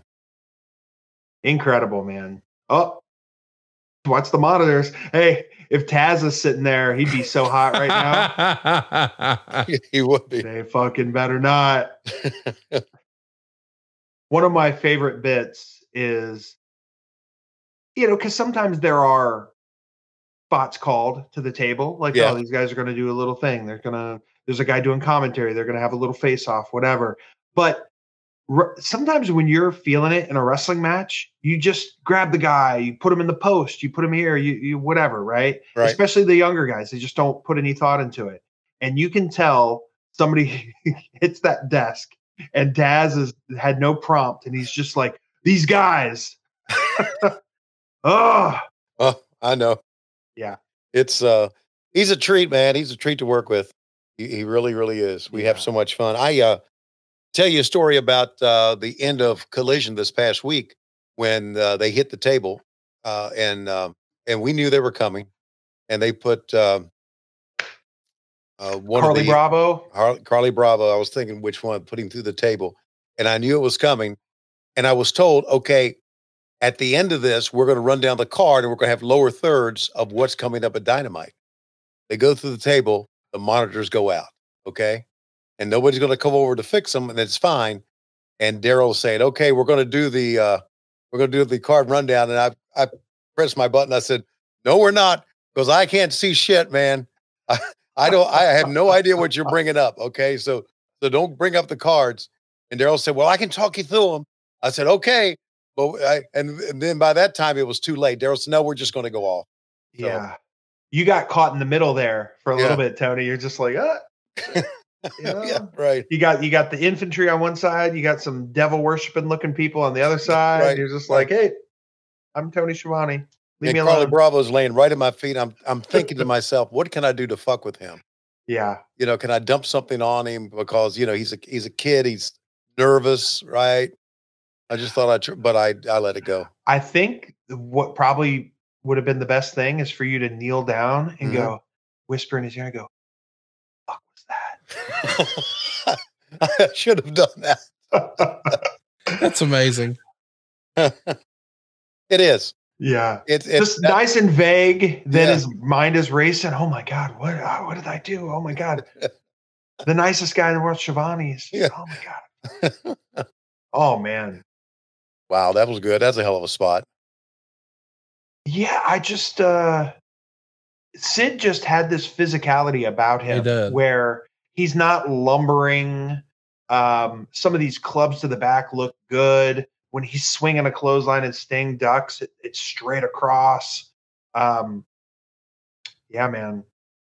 I'm Team Sid, minus the stabbing. Jesus. Yeah, I get minus the stabbing, but I often thought, and maybe he had the right attitude. I often thought if he had just a better attitude backstage, he would have gotten, he would have been a bigger star. It'd have been so easy just to make him your big star. But he was known to be difficult. Look at this. Boom. Then caught his foot on the rope and still got in there. Man.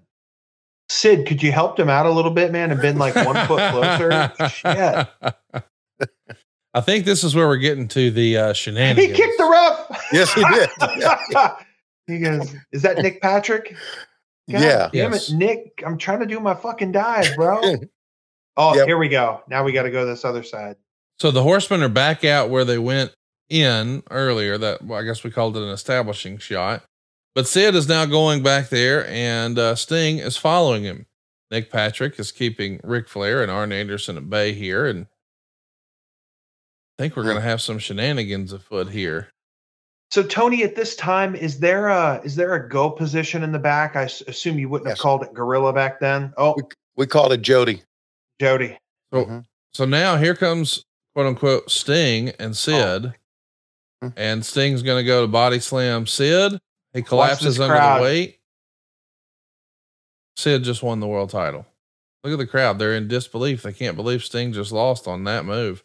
And there's Dave Meltzer's Stooge 2 rows deep with a recorder taking down notes. It was 12 minutes and 58 seconds. And oh my gosh. And I have no life. And there's the big gold belt with Sid. He would actually win the big gold belt, but boy, it'd be a lot later than this. Well, somebody show me Barry. Come on now. No shot. No shot of Barry. Now here comes the real Sting with a little tape around his wrist where it looks like he's broken free from being tied up. The balloons fall in front of the camera, not actually in the ring. Sting hits Sid with the belt right in front of the ref. Stinger splash, inside cradle. I think Sting lost the title, but now Sting won it back. Sting is our world champion. And your beef with all of this, of course, Tony. There's Doug Dillinger. Where were you when the Black Scorpion was out here making chicks disappear? Get on your game. Sting. Ole used to go, Sting, you stupid son of a bitch. He used to do the voice of the Scorpion. You really believe this angle's going to fucking work? No. So fans are clearing out, sort of confused. The pyro's going off up top, but Sting is victorious. He's leaving with the big gold belt. I agree with you, Tony. In hindsight, boy, you do anything to have that shot. They show it on the replay though. That right there is the inspiration for that Spider-Man meme. You can't convince me otherwise. And there goes Barry Windham. What a cool look, man. As a kid, I thought this was awesome. And by the way, WCW would do it years later with Jeff Jarrett dressing up like Sting. It still worked for me. I loved it. Who convinced Barry to do this? That it seems like not a very Barry Windham thing to do. No, I don't know who would convince him to do that. Right now we're watching JR and Paul's really upset because all the catering's gone. Oh, goodness gracious. Yeah. Hey, Chris, I really appreciate you picking Halloween Havoc 1990. I don't know that I would have gotten Tony to watch this again, but I love this show. Oh, look at the plugs here. Keith Director Mitchell. Craig Leathers. There's your reason. There's your reason. Anyway. You're not a big fan of Craig Leathers. I love the shit on him. So, hey, Chris, I follow you on social media, as everyone should, and I saw you got a mixtape you're working on, and it's a very special type of mixtape. Tell us about that and what else you got going on. All right. I'll keep it short and sweet. I'll try to at least. There's a group I work for out on the West Coast called West Coast Pro. We are San Francisco based. I made my in-ring return for them last November. But you know, in addition to shows in San Francisco, they also run in Los Angeles. So Sunday, April 14th, we're coming back to Los Angeles, and the theme of this show is West Coast Pro presents Chris Hero's Pro Wrest Mixtape. Yes, that is the abbreviated version of pro wrestling, kind of like the Japanese characters where you would read it out and it would say Pro Wrest. So the inspiration for this is a combination of the Street Ball and One mixtapes, where you would see guys like the Professor, Skip to My Lou, Hot Sauce, mixed with the old wrestling mixtapes where you would get a VHS from somebody and there'd be a Michinoku Pro match and there'd be something from Georgia Championship Wrestling and a skit from Mid-South Wrestling. The idea of this is, while we do have some West Coast Pro regulars on the show, this is, I just want everybody to get a little bit of taste of all this other stuff that's out there. So we've already started announcing some talent. The videos have gone really well, and they're stylized in the same way as the old And One mixtapes and with their nicknames. I'm just tremendously excited for this show. We have, some international people coming in.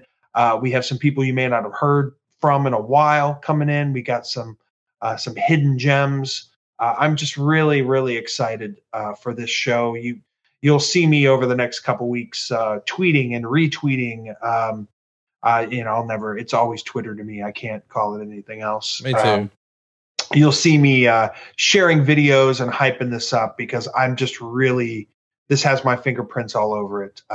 I came back to pro wrestling as a matchmaker for West Coast Pro.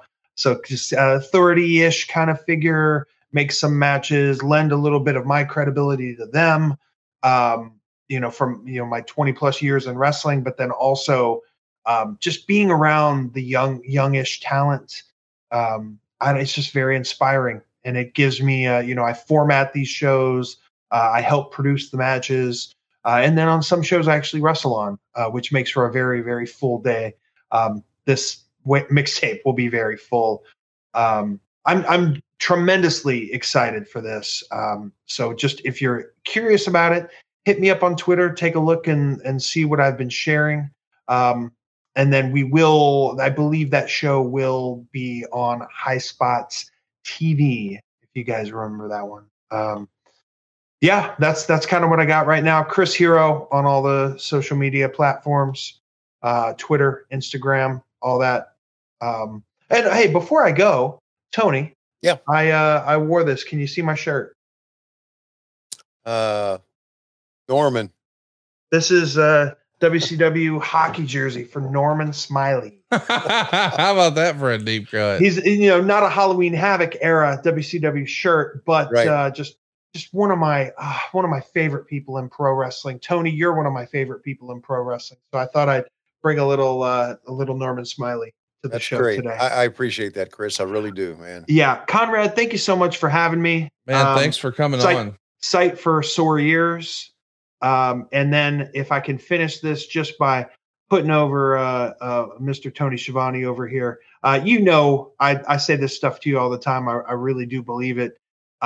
You are without a doubt the most valuable player when it comes to AEW, just with all that you do behind the scenes, just your demeanor, your knowledge and expertise, and then just also the familiarity of your voice to lend credibility to a new challenger brand. It's invaluable. You can't put a dollar sign on it because it just, man, you were, I've told you this before. I started watching wrestling in 1989 when you were in WWF. So as long as I've been a wrestling fan, I've had your voice in my ear. So to be able to see you once, maybe twice a week, spend a little time. Sometimes we'll talk for 30 seconds. Sometimes we'll talk for a couple hours. I always appreciate it. I always feel like I come back learning something, and it just makes our days a little more pleasant. And that is a big ass machine running with hundreds upon hundreds of employees. But I know it's automatically going to be a good day when I see Mr. Tony Schiavone pop his head in the office, pop his head back out quickly. And they're talking about you. Chris, I appreciate you saying all that. We've become very good friends, and you're one of the great hires of AEW. You really are. And I appreciate what you bring to the wrestling product. I really do. Did you realize, doing a quick turnaround here, a quick about face, that if Duke wins their first round match, my alma mater, James Madison, wins their first round match, they will play each other next round. I have heard that. Yes. I have heard that. Right. Well, Chris Hero's a gigantic Duke fan for some unknown reason. Okay. I went to James Madison only in name. I probably would cheer for the Georgia Bulldogs if they played James Madison. So anyway, NCAA tournament's coming up. I promise you, I won't text you if Duke loses. It's tough, man. It's been a tumultuous season for them.